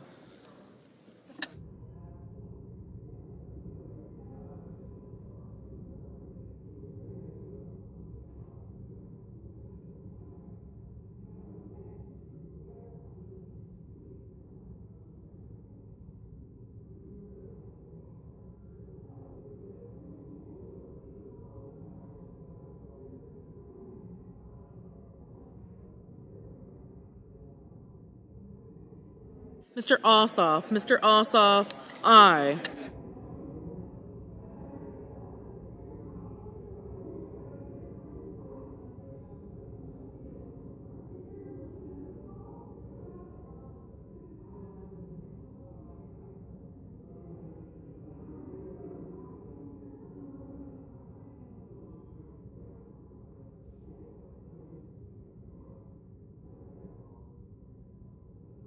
Mr. Marshall. Mr. Marshall, no.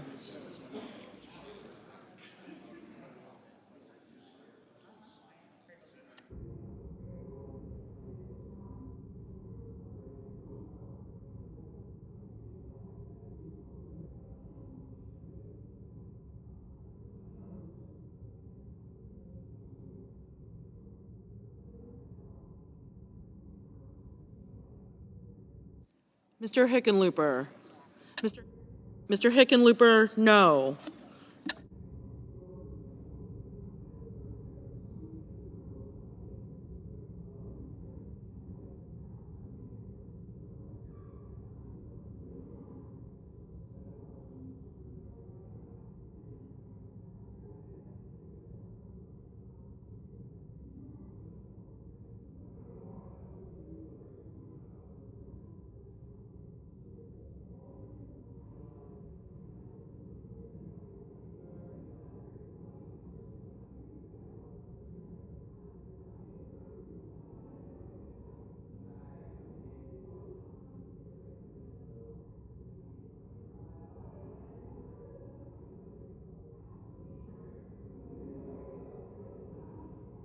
Mr. Booker. Mr. Booker, no.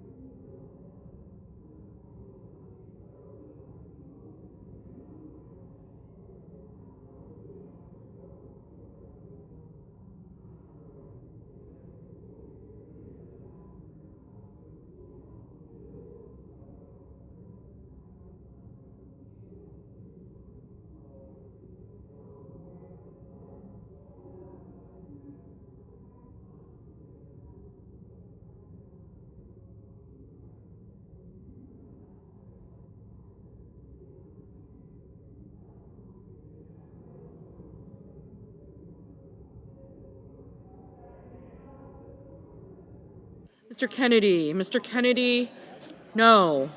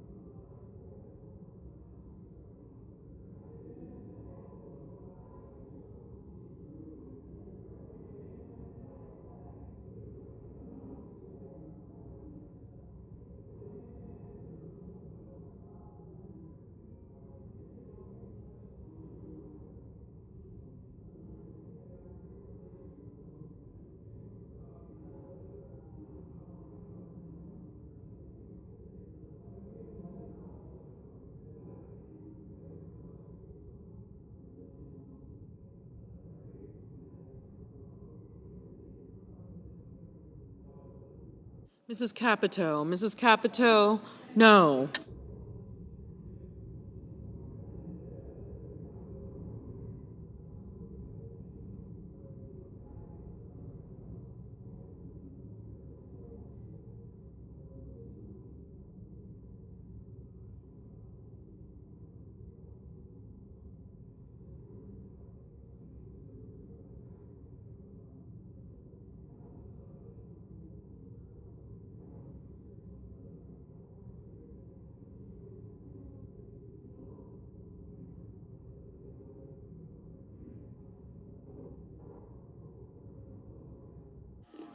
Mr.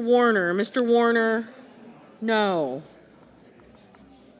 Mr. Manchin, no.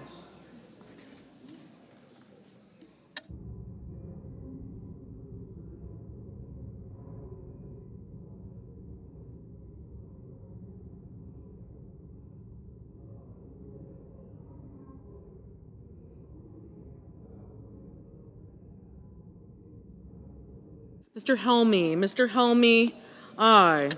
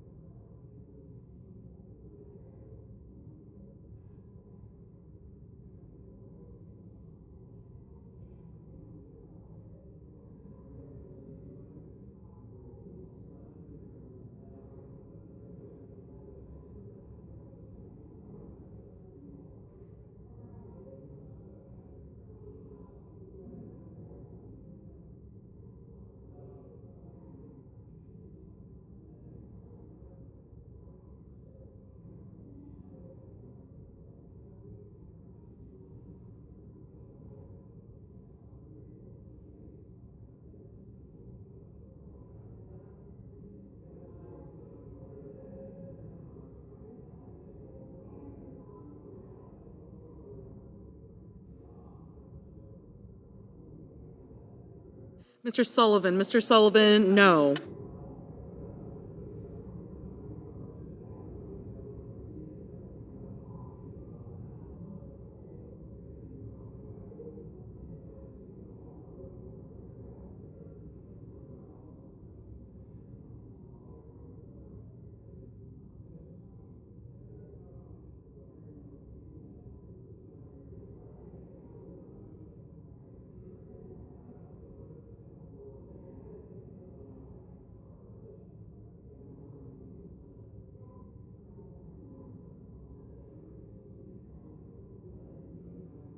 Mr. Thune, no.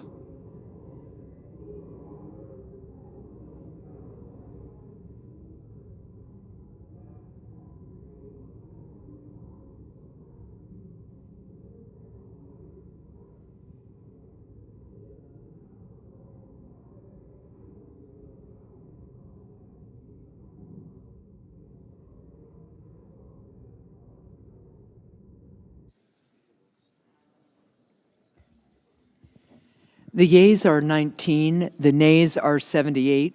One senator responded present. The motion is not agreed to. Madam President. The senator from Vermont. Thank you.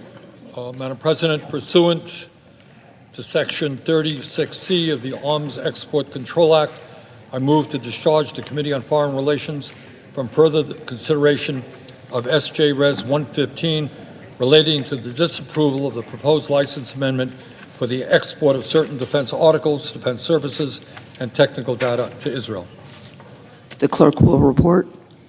Senator from Vermont, Mr. Sanders, moves to discharge Senate Joint Resolution 115, providing for congressional disapproval of the proposed. I would ask unanimous consent to dispense with further reading of the resolution.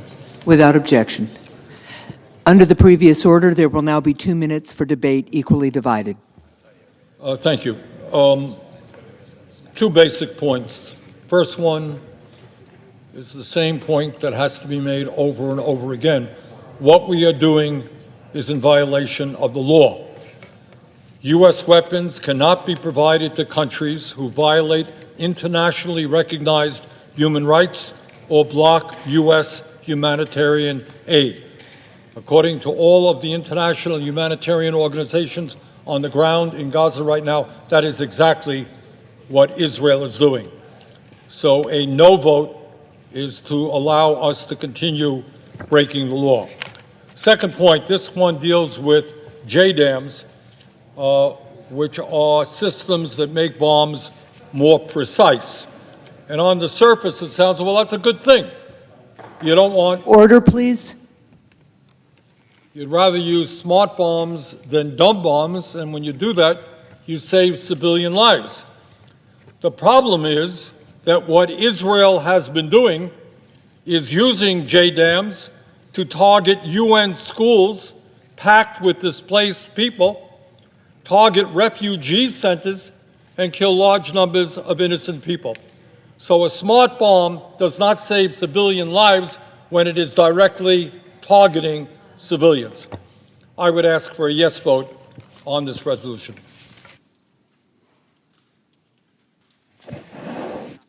Does anyone seek time in opposition?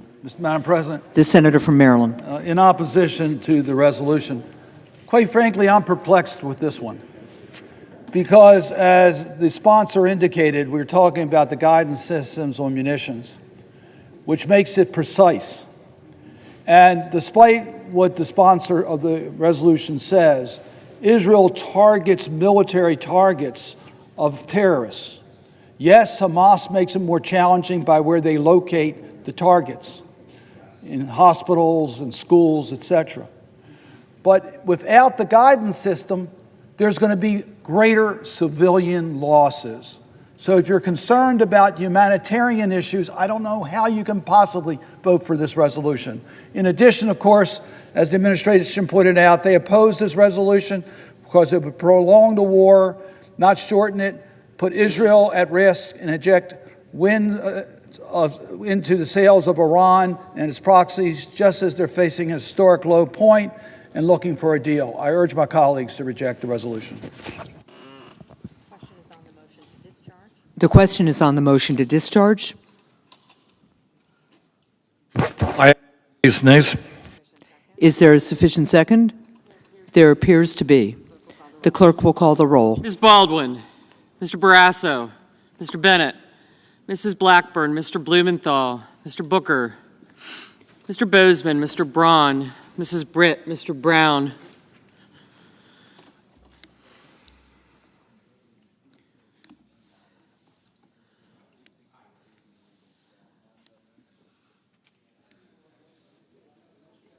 Mr. Budd, Ms. Butler, Ms. Cantwell, Mrs. Capito, Mr. Cardin, Mr. Carper, Mr. Casey, Mr. Cassidy, Ms. Collins, Mr. Coons, Mr. Cornyn, Ms. Cortez Masto, Mr. Cotton, Mr. Kramer, Mr. Crapo, Mr. Cruz, Mr. Daines, Ms. Duckworth, Mr. Durbin, Ms. Ernst, Mr. Fetterman, Mrs. Fisher, Mrs. Gillibrand, Mr. Graham, Mr. Grassley, Mr. Haggerty, Ms. Hassan, Mr. Hawley,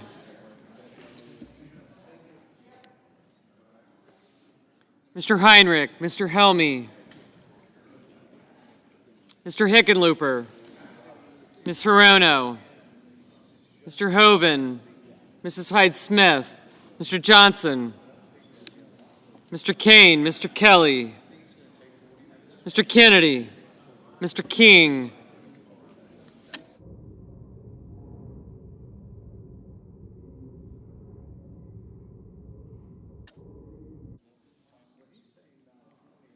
Mr. Kelly, Mr. Kennedy, Mr. King, Ms. Klobuchar, Mr. Lankford,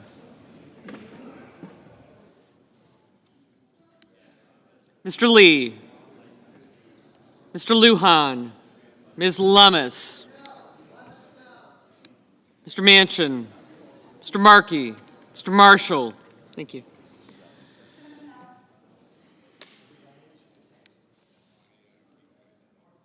Mr. McConnell, Mr. Merkley, Mr. Moran, Mr. Mullen, Ms. Murkowski, Mr. Murphy,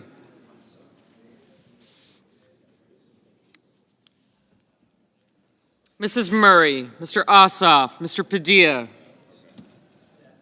Mr. Paul, Mr. Peters, Mr. Reed,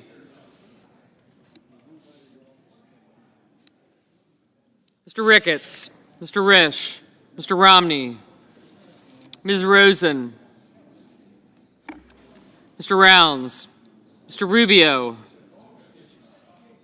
Mr. Sanders, Mr. Schatz, Mr. Schmidt, Mr. Schumer, Mr. Scott of Florida, Mr. Scott of South Carolina. Thank you. Mrs. Shaheen. I got you. Thank you. Ms. Sinema, Ms. Smith, Ms. Stabenow, Mr. Sullivan, Mr. Tester, Mr. Thune, Mr. Tillis, Mr. Tuberville, Mr. Van Hollen, Mr. Vance, Mr. Warner, Mr. Warnock, Ms. Warren, Mr. Welch, Mr. Whitehouse, Mr. Wicker, Mr. Wyden,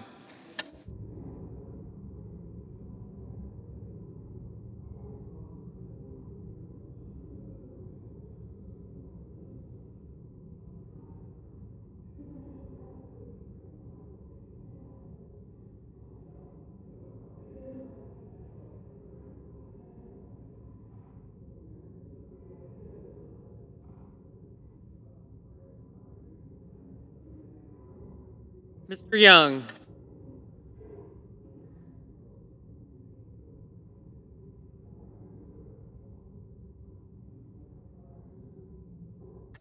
Senators voting in the affirmative: Heinrich, Kane, Sanders, Schatz, and Van Hollen. Senators voting in the negative: Booker, Budd, Butler, Cardin, Carper, Cassidy, Haggerty, Hassan, Hawley, Johnson, Lummis, Moran, Ossoff, Paul, Peters, Reed, Risch, Rounds, Scott of Florida, Sinema, Tester, Thune, and Tuberville.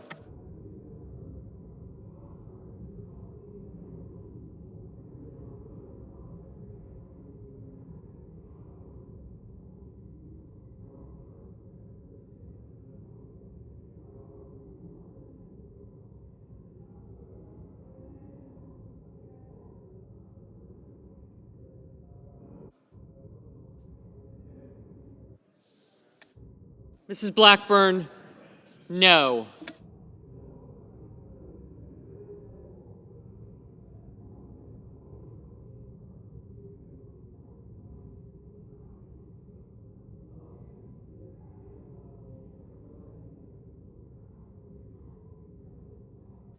Mr. Merkley, aye.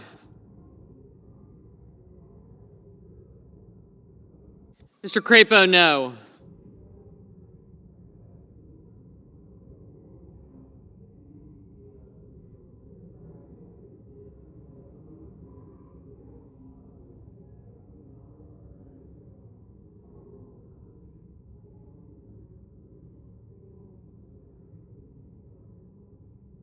Mr. Hoven, no. Mrs. Britt, no.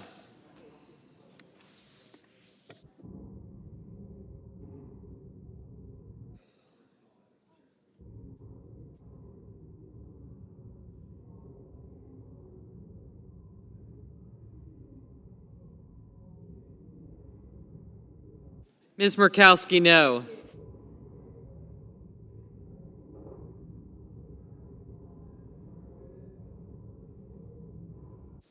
Mr. Kennedy, no. Mrs. Capito, no. Mr. Barrasso, no. Mr. Coons, no. Ms. Ernst, no.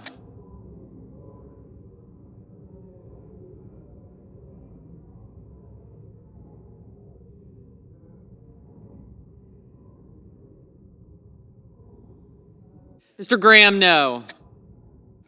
Ms. Hirono, aye.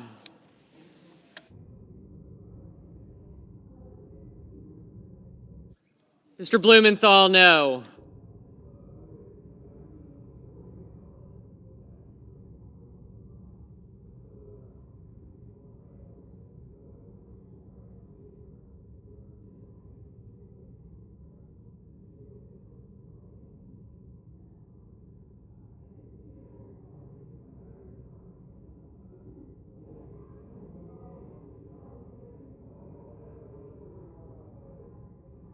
Mr. Bozeman, no.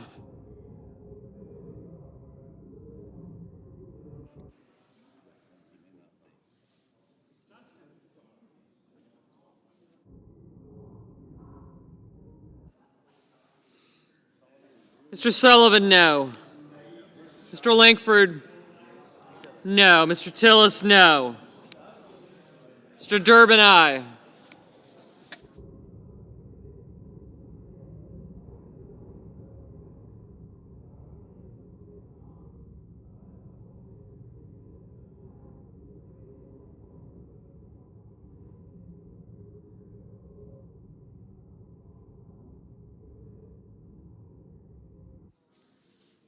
Mr. Marshall, no. Mr. Grassley, no. Mr. Romney, no.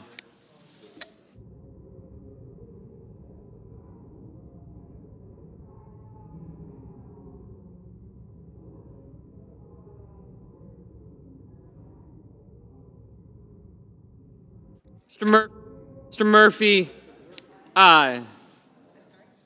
Mr. King, aye. Mr. Welch, aye.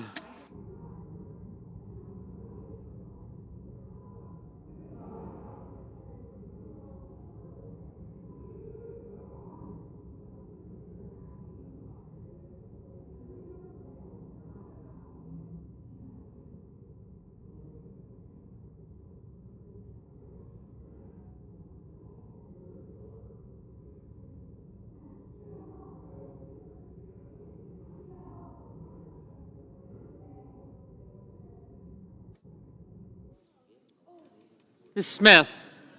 Aye.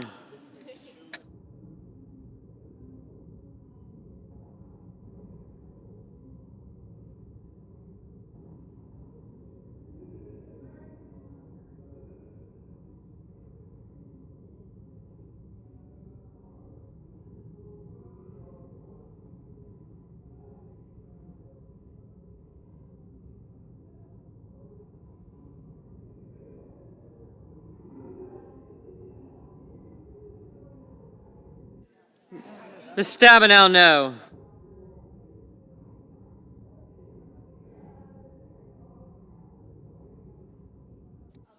Ms. Klobuchar? No.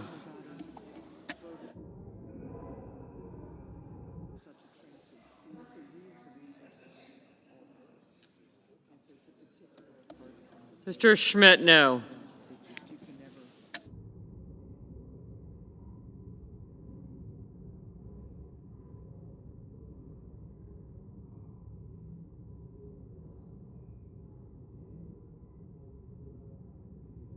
Mr. Fetterman, no.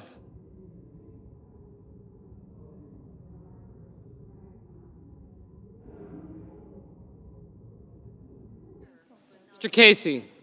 No. Ms. Collins? No. Mr. Cornyn? No.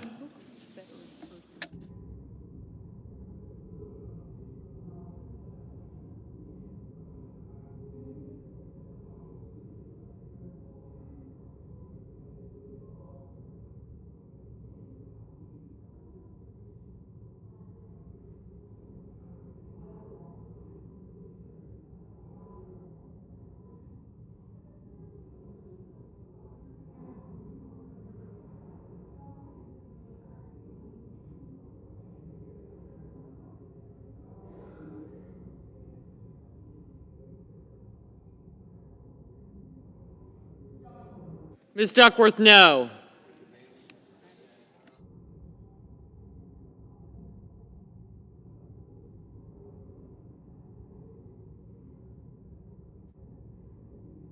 Mr. Schumer, no.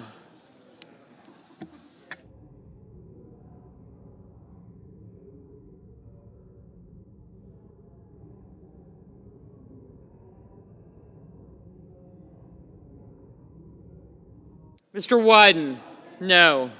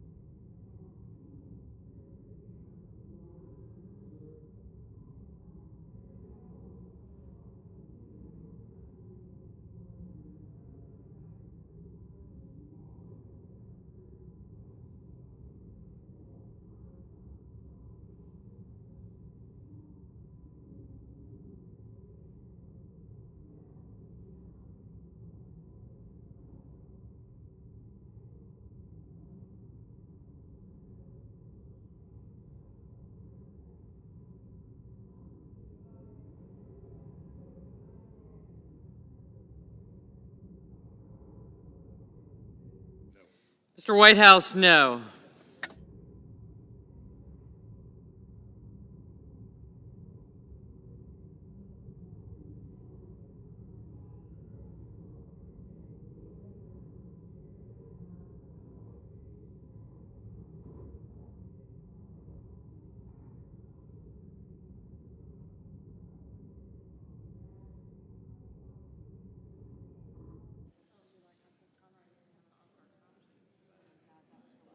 Ms. Cortez Masto, no. Ms. Rosen, no. Mr. Brown, no.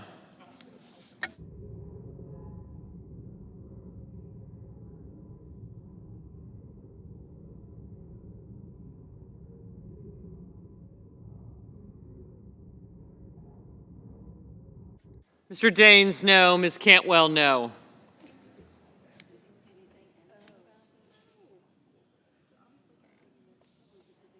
Mrs. Shaheen, aye.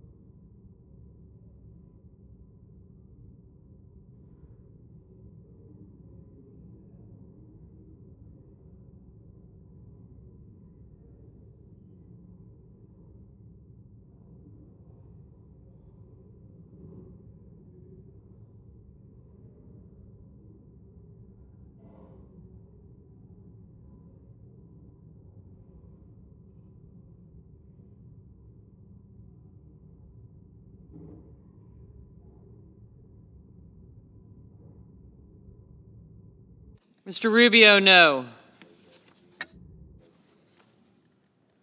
Mr. Warner, no.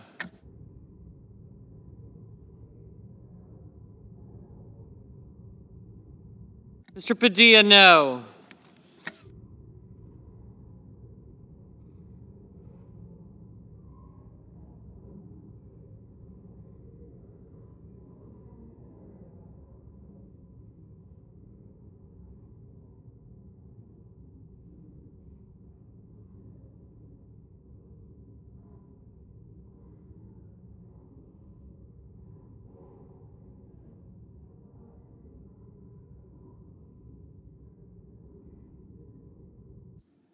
Mr. Manchin, no.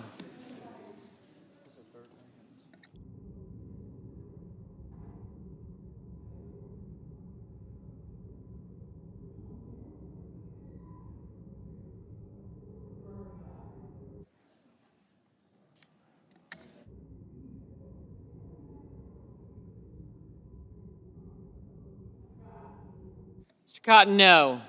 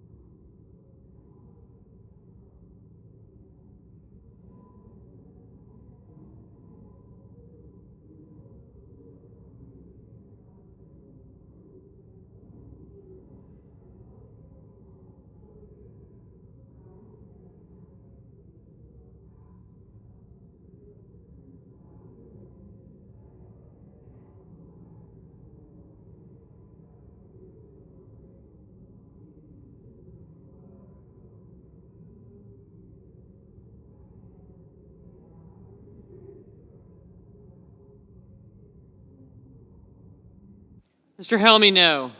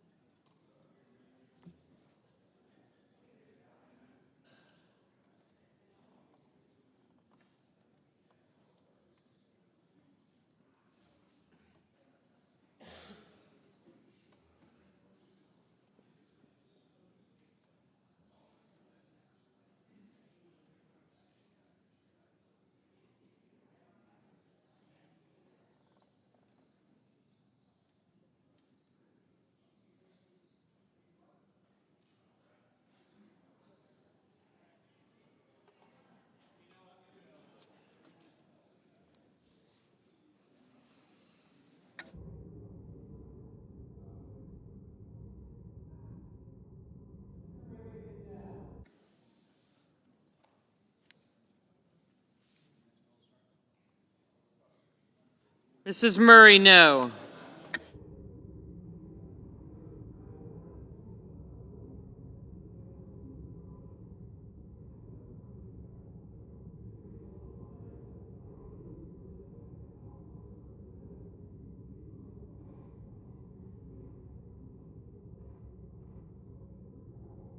Mr. Lujan, aye.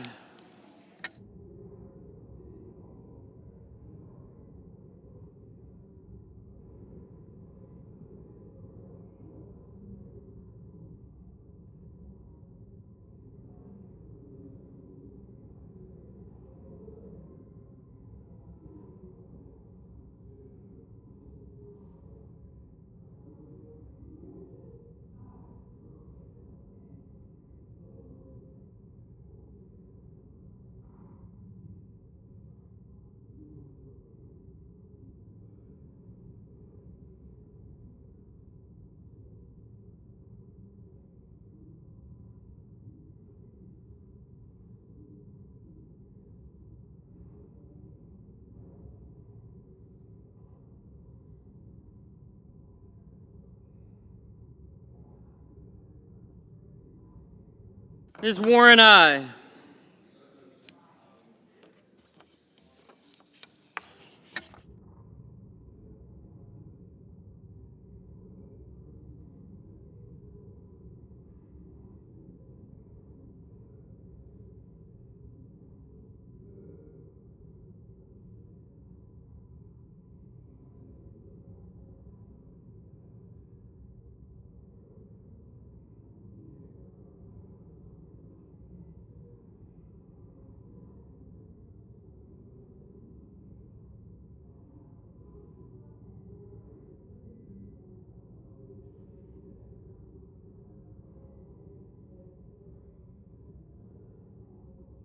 Mr. Bennett, no.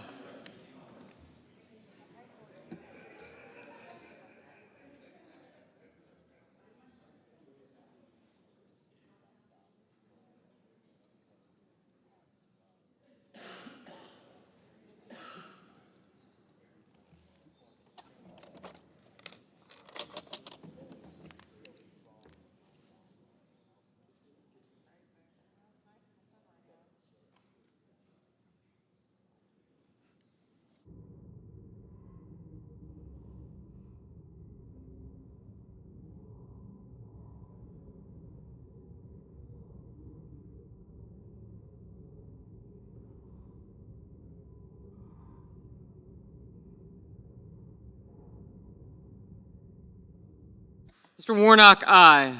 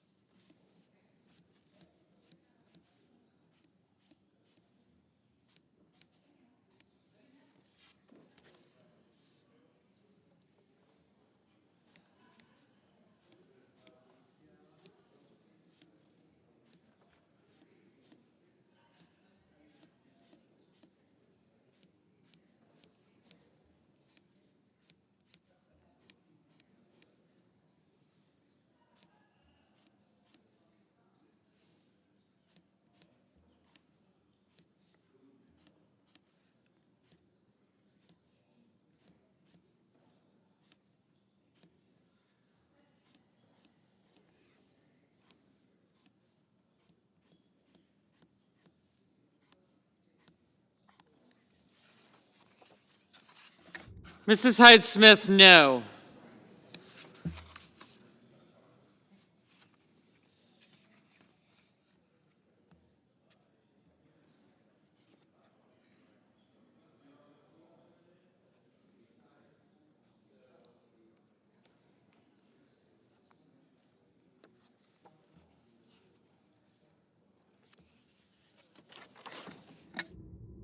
Mr. Mullen, no.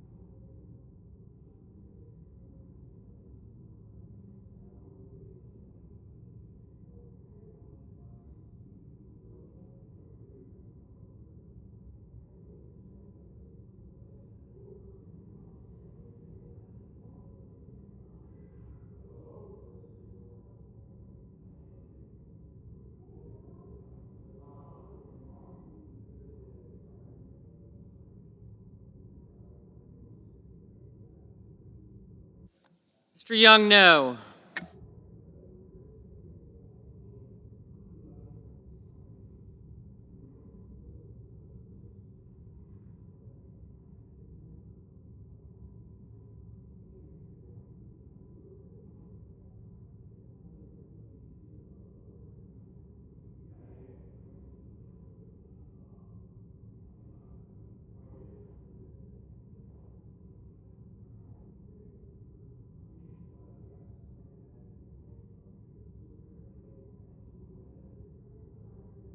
Mrs. Gillibrand, no.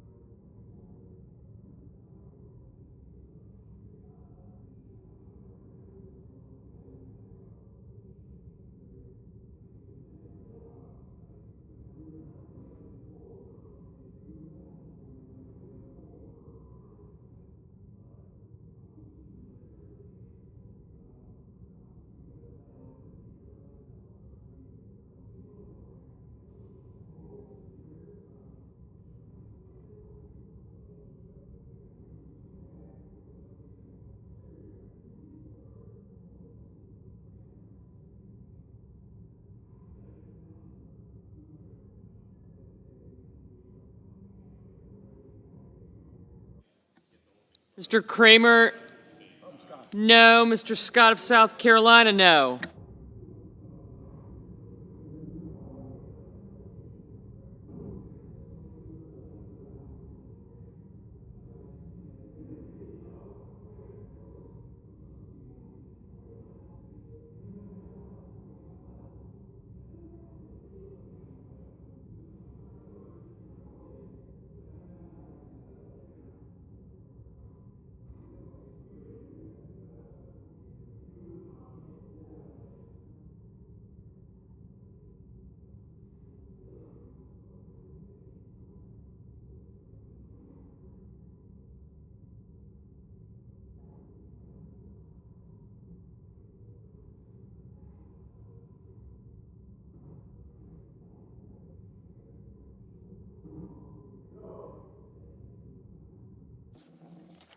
Mr. Wicker, no.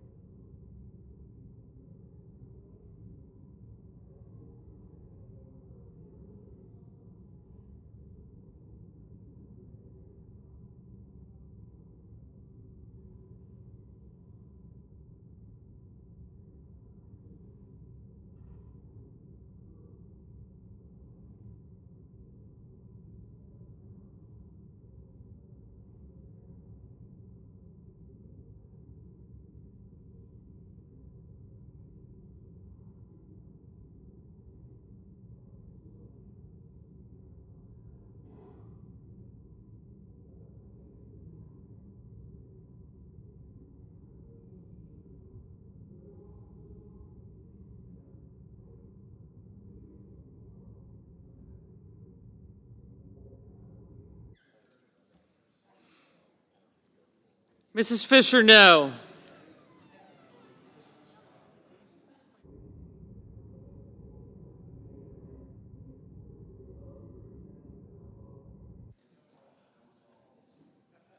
Mr. Hickenlooper, no.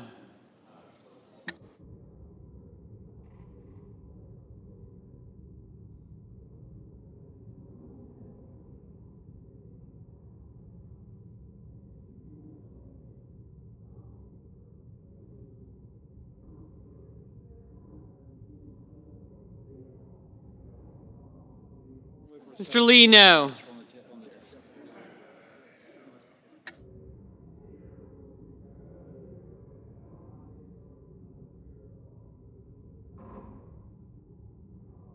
Mr. McConnell, no.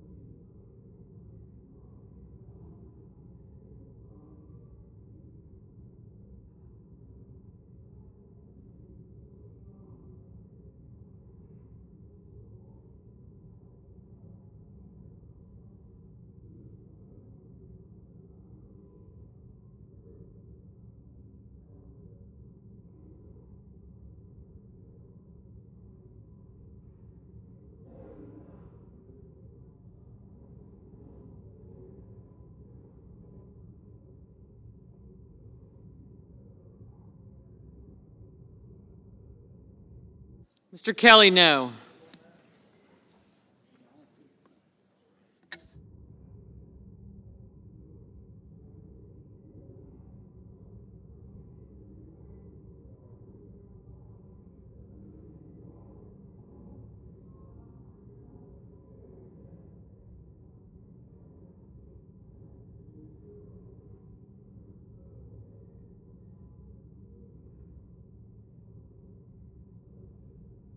Mr. Cruz, no.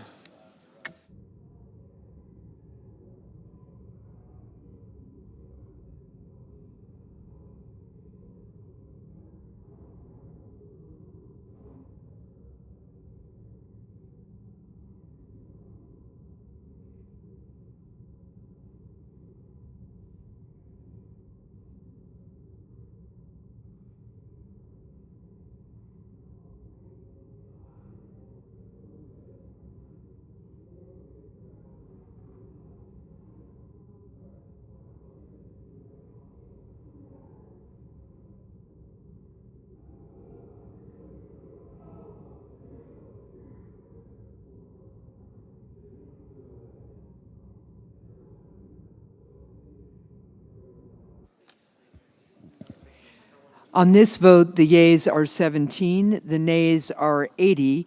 One senator responded present. The motion is not agreed to.